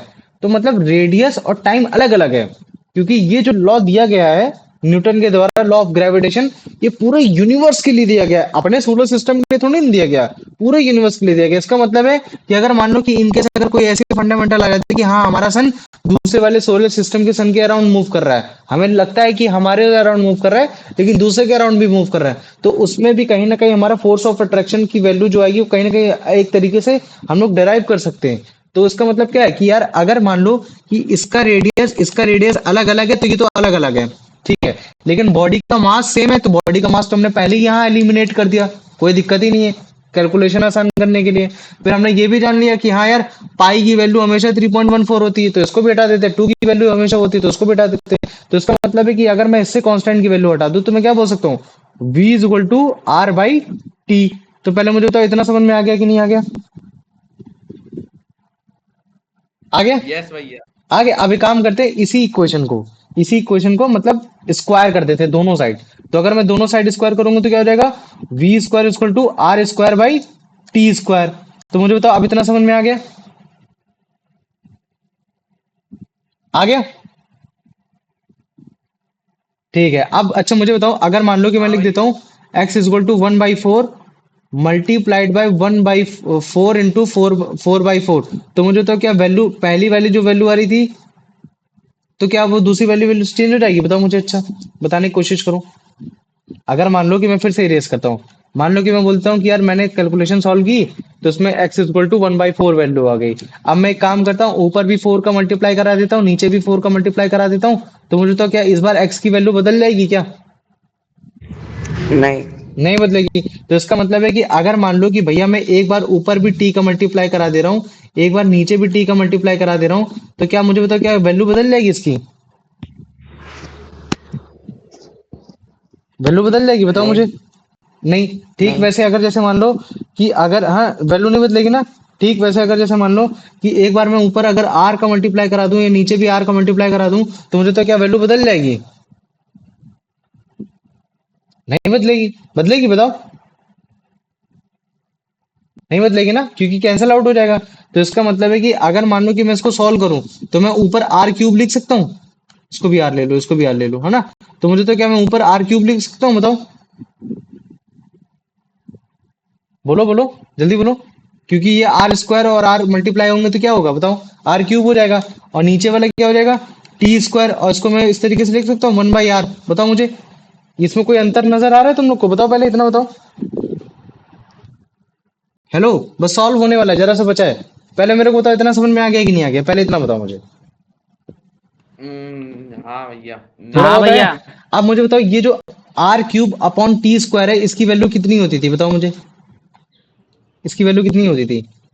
इसकी अब इसकी वैल्यू कांस्टेंट होती थी कि नहीं होती थी? क्योंकि अभी तुमने निकालने की कोशिश की थी कि भैया R cube is directly proportional to T square होता है, और जब भी हम हो इसकी गया। प्रोपोर्शनलिटी की साइन हटाएंगे तो कांस्टेंट आ जाएगा, और अगर टी स्क्वायर को हाँ नीचे भेजेंगे तो ये आपकी कांस्टेंट वैल्यू आ जाएगी। तो मुझे बताओ इतना आ गया कि नहीं आ गया, आ है गया ना। भैया। तो इसका मतलब है कि क्या मैं ये वाला भी कांस्टेंट की वैल्यू हटा सकता हूँ कि नहीं हटा सकता हूँ, बताओ मुझे।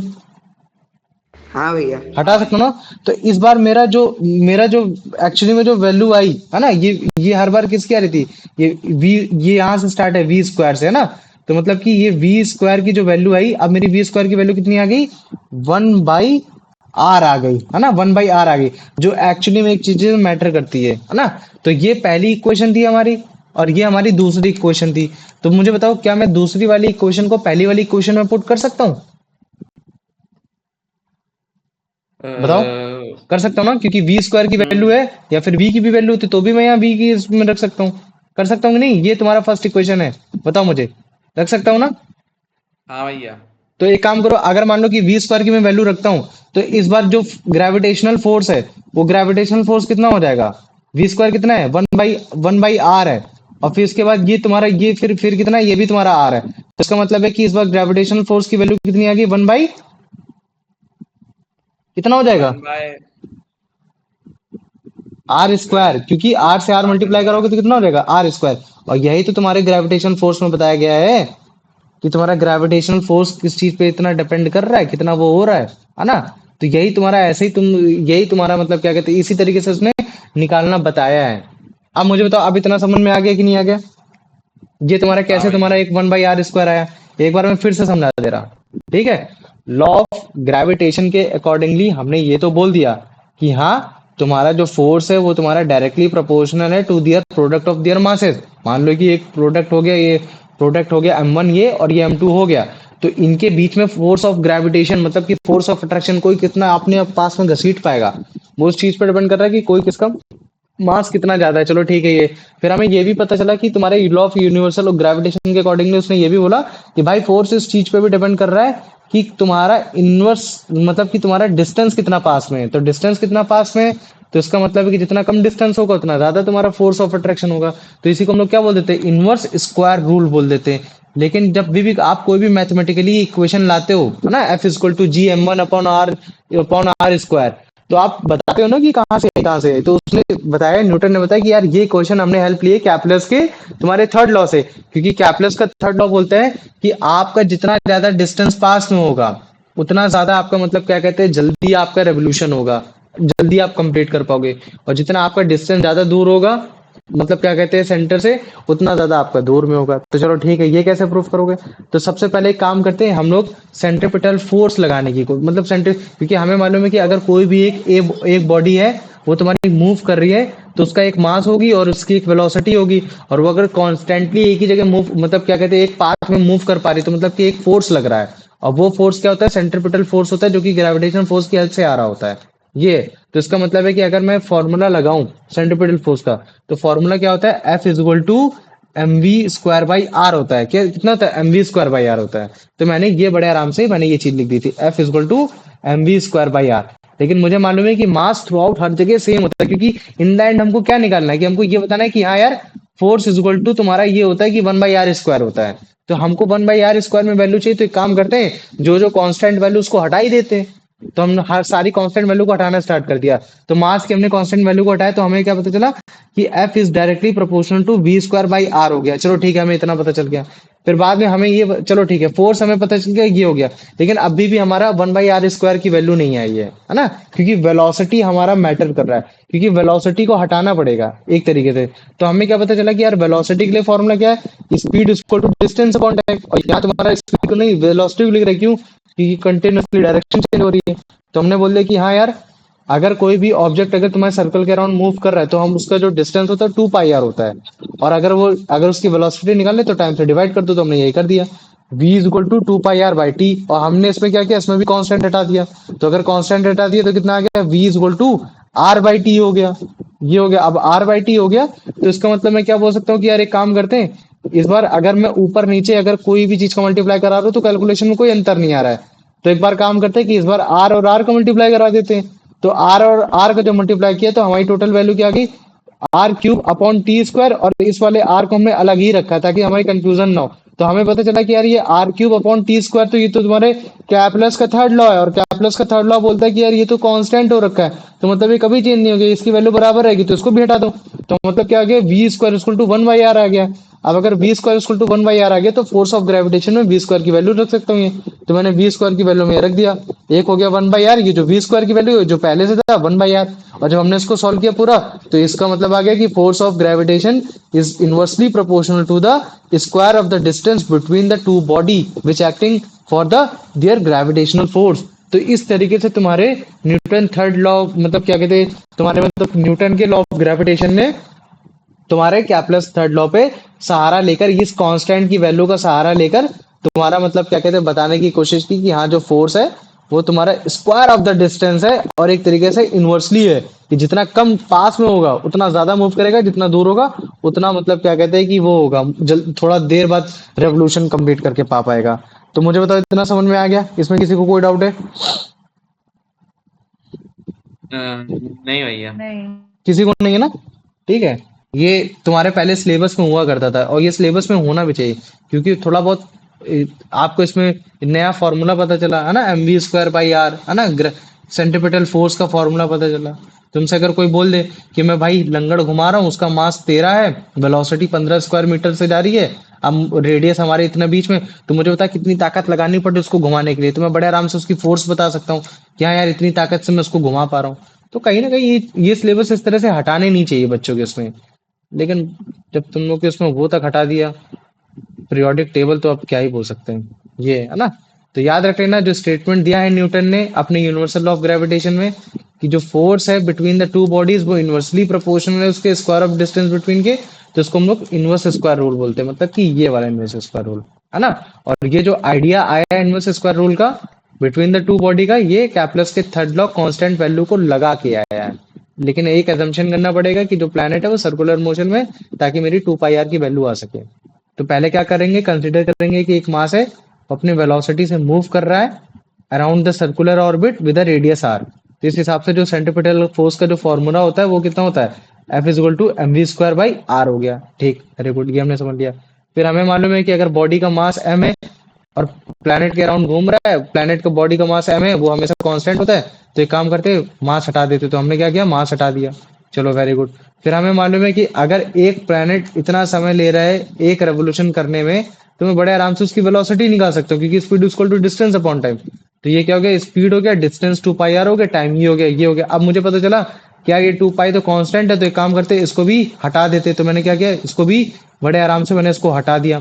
अब मैं क्या करूंगा, इसका स्क्वायर कर दूंगा, क्योंकि मुझे ये जो है ना, ये स्क्वायर चाहिए ताकि मेरे को v² हटे, क्योंकि अगर v² हटेगा तभी केवल r पे वैल्यू आ पाएगी। तो v² के टर्म में कर देते, तो हमने क्या किया, दोनों स्क्वायर कर दिया। तो जब हमने स्क्वायर किया तो क्या आ गया, v² is directly proportional to r²/t²। लेकिन अभी भी तुम्हारा मतलब क्या कहते हैं, टी मैटर कर, मतलब कि एक तरीके से अगर है ना, ये तो फिर क्या करेंगे, इसका एक बार काम करते हैं, मल्टीप्लाई करा देते हैं 1/r से, ऊपर नीचे दोनों तरफ, है ना। तो डिवाइड भी करेंगे वो भी करेंगे राइट साइड, तो 1/r से तुमको 1/r लिख रहा होगा, लेकिन एक्चुअली में इसमें क्या है कि मल्टीप्लाई कराया गया, एक ऊपर आर एक नीचे आर, बस, लेकिन इस वाले आर को इसके साथ लिख दिया गया है। तो जब ये किया तो हमें पता चला कि यार कैप्लस के थर्ड लॉ में यही बताया गया है कि ये r/r³ कितना है, कांस्टेंट है, तो इसकी भी वैल्यू हटा दो, तो मतलब क्या हो जाएगा, v² = 1/r हो गया। अब हमें इसी v² की वैल्यू को हम लोग अपने लॉ ऑफ ग्रेविटी, मतलब क्या कहते हैं, सेंट्रीपिटल फोर्स, मतलब कि लॉ ऑफ ग्रेविटेशन में रख देंगे, तो आराम से बराबर हो जाएगा। तो F कितना हो जाएगा, 1/r/r, तो F कितना हो जाएगा, 1/r², और यही तुम्हारा लॉ ऑफ ग्रेविटेशन है ना। तो जो ग्रेविटेशनल फोर्स है एक सन और प्लैनेट के बीच में, वो इनवर्सली प्रोपोर्शनल है उसके डिस्टेंस, स्क्वायर ऑफ डिस्टेंस के बीच में। और ये तुम्हारे न्यूटन, तुम्हारे मतलब क्या कहते हैं, ये जो तुम्हारे कैप्लस के थर्ड लॉ से आया है। और क्यों आया, क्योंकि अगर 1/r³ की वैल्यू अगर कांस्टेंट नहीं रखते तो ये तुम्हारा कहीं ना कहीं गलत हो जाता है ना। तो ये कंक्लूजन डेराइव किया गया कैप्लस के third law of planetary motion से, जिसने हेल्प किया न्यूटन को कि ताकि वो अपना यूनिवर्सल लॉ ऑफ ग्रेविटेशन में 1/r² की वैल्यू दे पाए। तो मुझे बताओ अब इतना समझ में आ गया कि नहीं आ गया? आ गया? हाँ भैया। आ गया, चलो वेरी गुड, आ जाओ। अब इसका आंसर बता दो, यश। नहीं है। चलो दिव्यांशु तुम बताओ। What is the inverse square rule in Newton's law of gravitation? Hmm Inverse square rule. Hmm The force directly proportional to the square of the distance. भैया ऑप्शन ए। अच्छा, उसमें बोला इनवर्स नहीं, देखो ध्यान दो। जैसे तुम्हें वो वाला फॉर्मूला याद है, लॉ ऑफ ग्रेविटेशन का, बताओ मुझे। भैया लॉ ऑफ ग्रेविटेशन का F यूनिवर्सल, इक्वल टू हाँ वेरी गुड, बताओ। F = G m1 m2 हाँ अपॉन में r²। r²। तो ये जी तभी आया ना जब तुमने इसको इक्वलिटी के साइन में लेकर आए, है ना। हाँ भैया। तो अभी काम करते हैं, अगर मान लो कि मैं जी को हटा दूंगा तो मैं क्या इसको इस तरीके से लिख सकता हूँ, F is directly proportional to m1 m2 upon r²। बताओ। हाँ लिख भैया। सकता हूँ, लिख सकता हूँ। अब अगर मान लो कि मेरे को अगर जैसे मान लो कि अब मैं इसको और भी कैटेगराइज कर सकता हूँ, और भी टुकड़ों में तोड़ सकता हूँ। क्या मैं इसको इस तरह से टुकड़ों में तोड़ सकता हूँ? F is directly proportional to m1 m2 और F is inversely proportional to 1/r²। देखो इनवर्सली हम तब वर्ड लगाते हैं जब वो तुम्हारा डिनोमिनेटर में होता है, ठीक है? ठीक है डिनोमिनेटर में भैया। होता है ना? तो ये क्या है, तुम्हारा एक तरीके का इनवर्स रूल है। कैसा रूल है तुम्हारा? एक तरीके का इनवर्स रूल है। लेकिन हमने यहाँ बीच में स्क्वायर भी लगा दिया, क्यों? क्योंकि हमें पता चल गया कि हाँ, न्यूटन में जो तुम्हारा स्क्वायर रूल है वो ये बताता है कि तुम्हारा जो फोर्स ऑफ अट्रैक्शन है वो तुम्हारे स्क्वायर ऑफ डिस्टेंस पर डिपेंड कर रहा है। लेकिन वो स्क्वायर ऑफ डिस्टेंस कैसा होना चाहिए? इनवर्स होना चाहिए, मतलब कि वो डिनोमिनेटर में होना चाहिए, है ना? ये बताने की कोशिश की। तो अगर कभी भी इनवर्स आ जाता है तो तुम उसका मतलब क्या समझोगे? उल्टा। क्या समझोगे? उल्टा, मतलब कि न्यूमरेटर में नहीं उल्टा। होगा, वो कैसा होगा? उल्टा। मतलब डिनोमिनेटर में होगा। न्यूमरेटर, मतलब न्यूमरेटर हाँ, मतलब समझते न्यूमरेटर हो में। ना, ऊपर, और डिनोमिनेटर मतलब हम्म। नीचे। तो अगर मैं कभी भी हम्म। डायरेक्टली प्रोपोर्शनल बोलूंगा तो उस वैल्यू को कहाँ रखोगे? डायरेक्टली प्रोपोर्शनल न्यूमरेटर में। कहाँ रखोगे? न्यूमरेटर में। Directly proportional. और अगर मान लो कि कभी मैं इनडायरेक्ट, अगर मान लो कि इनवर्सली प्रोपोर्शनल बोलता हूँ तो क्या कहाँ रखोगे? डिनोमिनेटर में। डिनोमिनेटर में रखोगे। वेरी गुड, है ना? देखो मतलब यही है। जैसे मान लो कि अगर मैं बोल देता हूँ कि मेरे पास जब 2 रुपए होते हैं तब तुम्हारे पास 4 रुपए होते हैं, तो मुझे बताओ कि अगर इस बार अगर मेरे पास 4 रुपए हो गए तो तब तुम्हारे पास कितने रुपए हो गए? भैया अगर अब मेरे पास 4 रुपए हो तो अब भैया मेरे पास 2 रुपए हो गए। नहीं, मैंने बोला कि जब मेरे पास 2 रुपए हुआ करते थे तब तुम्हारे पास 4 रुपए हुआ करते थे, और ये हमेशा ऐसा ही रहेगा, इस रेशियो में रहेगा। तो मुझे तो अगर मेरे इस बार 4 रुपए हो गए तो मतलब मेरा कितना कितना बढ़ा? दुगना बढ़ा भैया ना? 2। दुगना बढ़ा ना? दुगना बढ़ गया, दो नहीं बढ़ गया, दुगना बढ़ गया। मतलब हाँ, दुगना दुगना दुगना बढ़ हो गया। गया। तो इसका मतलब तुम्हारा अब कितना हो जाएगा? भैया ये 8 हो जाएगा। 8 हो जाएगा। तो इसी को हम लोग क्या बोल देते हैं? डायरेक्टली प्रोपोर्शनल बोल देते हैं, ठीक है? ये हो गया। और हाँ भैया। इनवर्सली प्रोपोर्शनल जस्ट इसका है, अगर जैसे मान लो कि जब मेरे पास 2 रुपए होते थे तब तुम्हारे होता था 1/4, मतलब कि मेरे से कम होता था। अब अगर मान लो कि मैंने बोल दिया कि अब मेरा मतलब क्या कहते हैं कि अब मेरे 4 रुपए हो गए तो मतलब मेरा दुगना बढ़ गया। तो अगर तुम्हारा मेरा दुगना बढ़ा तो तुम्हारा दुगना कम होना चाहिए, है ना? क्योंकि इन्वेस्ट मतलब क्या होता है? और कम होना वैल्यू। तो अब तुम्हारे और कम होगी तो अब तुम्हारा 1/, कितना हो जाएगा? भैया 1/2। 1/, 1/2। अच्छा मुझे बताओ 1/4 और 1/2 में कौन छोटा है कौन बड़ा है? भैया इसमें ये 1/4 बड़ा है। 1/4 बड़ा है ना? 1/4 पागल साले, 1/4 छोटा है। डिनोमिनेटर जितना बड़ा होता है उतना छोटी वैल्यू आती है। पुराने क्लासेस देखो, समझ में आ जाएगा, ठीक है? तो इसका मतलब मैं क्या करूंगा? इसको 1/8 करूंगा, तो 1/4 के कंपैरिजन में 1/8 छोटा है। ऐसा मत समझो कि अगर नीचे डिनोमिनेटर बड़ा है तो वो ऐसा हो जाएगा, नहीं। अच्छा जैसे गेस करो, मान लो कि हर बार जैसे मैंने लिखा 1/4, तो अगर मैं ऊपर भी 4 का मल्टीप्लाई कराता हूँ, नीचे भी 4 का मल्टीप्लाई कराता हूँ, तो मुझे क्या वैल्यू चेंज होगी? नहीं होगी ना? हाँ भैया। नहीं, वैल्यू चेंज अरे होगी होगी ऐसे। भैया। मैं इसको कैंसिल कर देता हूँ। अब बताओ अब कितनी वैल्यू होगी? 1/4 आ गई कि नहीं आ गई? भैया फिर वन से बाई फोर आ गई ना? तो वही चीज मैं बताने की कोशिश हम्म। करूँ, चाहे ऊपर का मल्टीप्लाई करो चाहे नीचे का मल्टीप्लाई करो, बराबर ही है। तो एक काम करते हैं, अगर मैं दोनों, हाँ, इसी तरीके से अगर जैसे मान लो कि मैंने बोल दिया कि एक बार 1/4 रेशियो है, एक बार तुम्हारा 1/2 रेशियो है, तो अगर मैं ऊपर तुमको भी दो दो से मल्टीप्लाई कराता हूँ, इधर भी 2 से मल्टीप्लाई कराता हूँ, ठीक वैसे अगर मान लो कि ऊपर भी 4 का मल्टीप्लाई कराता हूँ, नीचे भी 4 का मल्टीप्लाई कराता हूँ, तो अगर मैं इनकी वैल्यू निकालूंगा तो इसकी वैल्यू कितनी आएगी? इसकी आएगी वैल्यू 1 और इसकी वैल्यू आएगी 2। तो इसका मतलब है कि यार ये वाला जो रेशियो है ये बड़ा है ना? ये बड़ा है, क्योंकि अगर मैं थ्री हाँ। इंटू टू लिखता हूँ तो 6 आता है, और 2 इंटू 2 लिखता हूँ तो 4 आता है ना? तो इसका मतलब है कि यार ये वैल्यू बड़ी है इसके कंपैरिजन में। तभी तो हम लोग बोलते हैं 1 2 3 4 5 6, है ना? तो 3 बाद में आता है, क्यों? क्योंकि उसकी वैल्यू बड़ी है। तो जब भी अगर लॉ ऑफ ग्रेविटेशन में इनवर्स स्क्वायर रूल की बात की जाएगी तो तुम्हारे 1/r² की बात की जाएगी। और इनवर्स स्क्वायर का मतलब ही यही है कि मतलब वो डिनोमिनेटर में, मतलब कि उसकी वैल्यू जितनी ज्यादा छोटी होगी तो जो उसके अपोजिट में जो इक्वालिटी में जो वैल्यू उसकी उतनी ज्यादा वैल्यू बढ़ेगी। तो न्यूटन के लॉ ऑफ ग्रेविटेशन में जो इनवर्स स्क्वायर रूल है वो ये बता रहा है कि जो फोर्स है वो तुम्हारे inversely proportional square of the distance के, मतलब कि जितना ज्यादा ये तुम्हारी वैल्यू कम होगी उतनी ज्यादा वैल्यू ये बढ़ेगी, और इतनी वैल्यू कम कब होगी? जितनी ज्यादा वैल्यू r² की बढ़ेगी, मतलब कि जितना डिस्टेंस तुम्हारा बढ़ेगा, ये होता है। आ जाओ, अब इसका आंसर बता दो। मतलब क्या कहते हैं कि अभिषेक,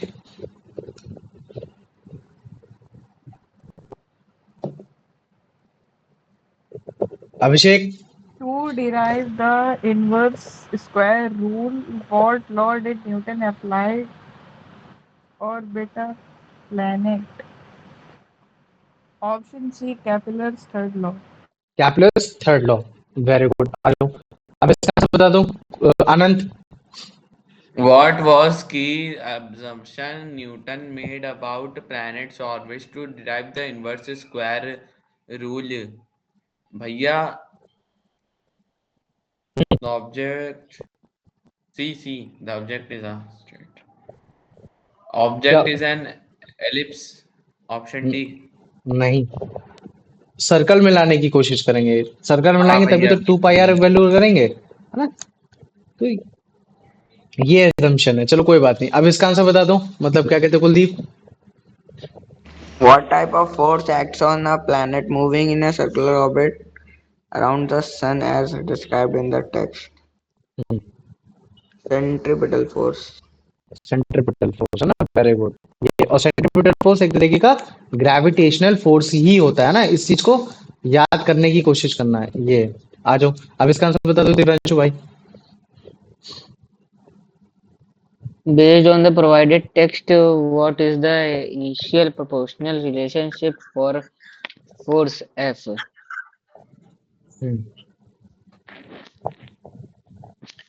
Uh, मैं बताऊंगा तेरे को कौन सा नहीं नहीं, उसको बोलने दो, बताओ। बोल रहा है कि initial proportional relation for the force F.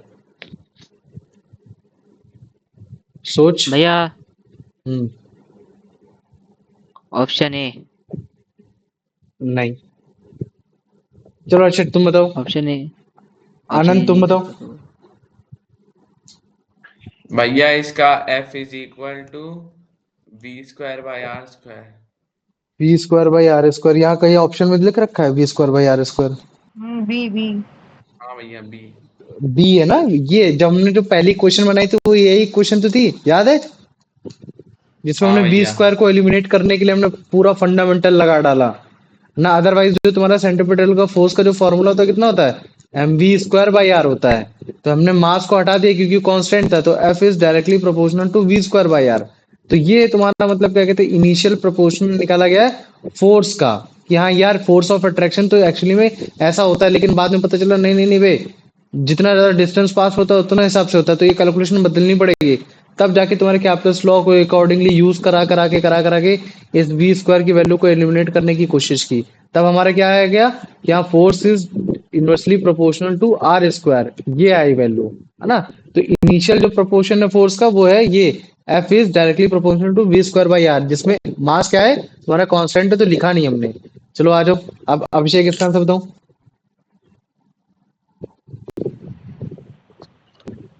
How is velocity v of planet related to its distance r and time? Option C, v is equals to 2 pi r upon t. 2 pi R upon T. Very good. अच्छा कुलदीप इसका answer बताओ।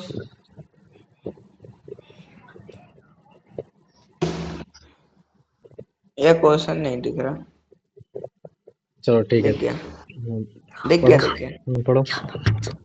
By substituting the expression v square and using Kepler's third law, the text concludes that the gravitational force F is proportional to what? 1 upon r square. 1/r²। Very good. अच्छा दिव्यांशु इसका answer बता भाई।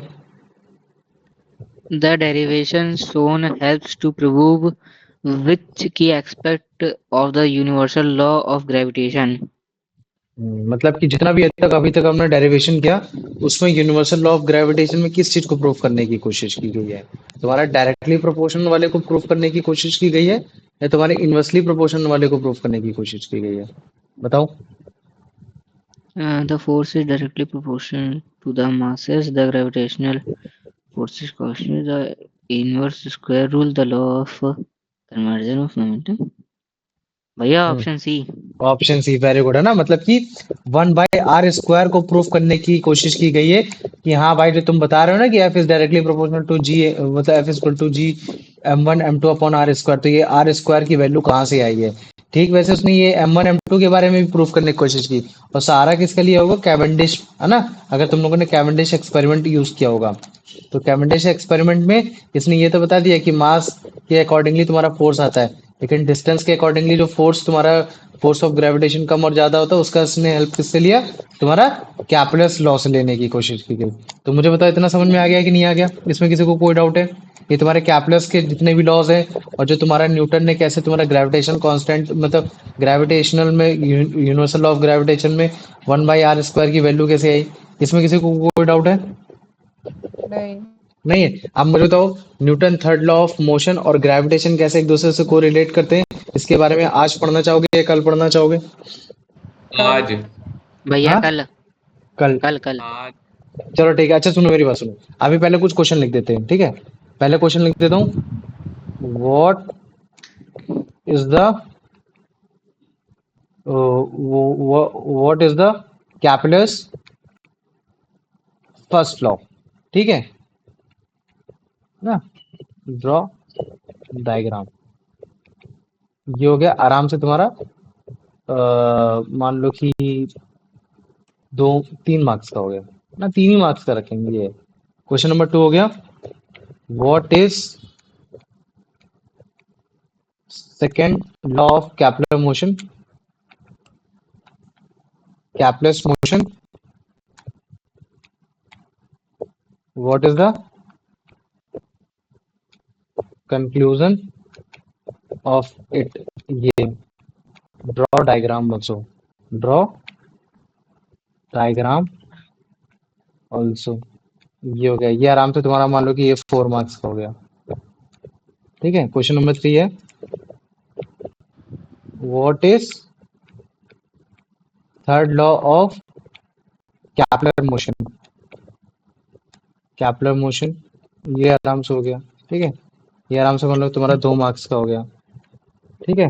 Question number 4 ये हो गया, how Newton has derived its gravitation formula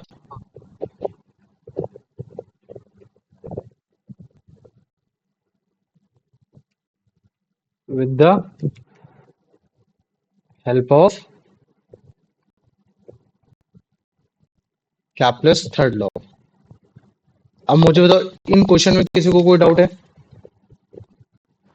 भैया वो second question में व्हाट इज के बाद क्या लिखा है? कंडीशन? नहीं, what is the second law, ठीक है? नहीं, क्वेश्चन आगे नंबर आगे। Second law of Kepler's motion, what is the conclusion of it?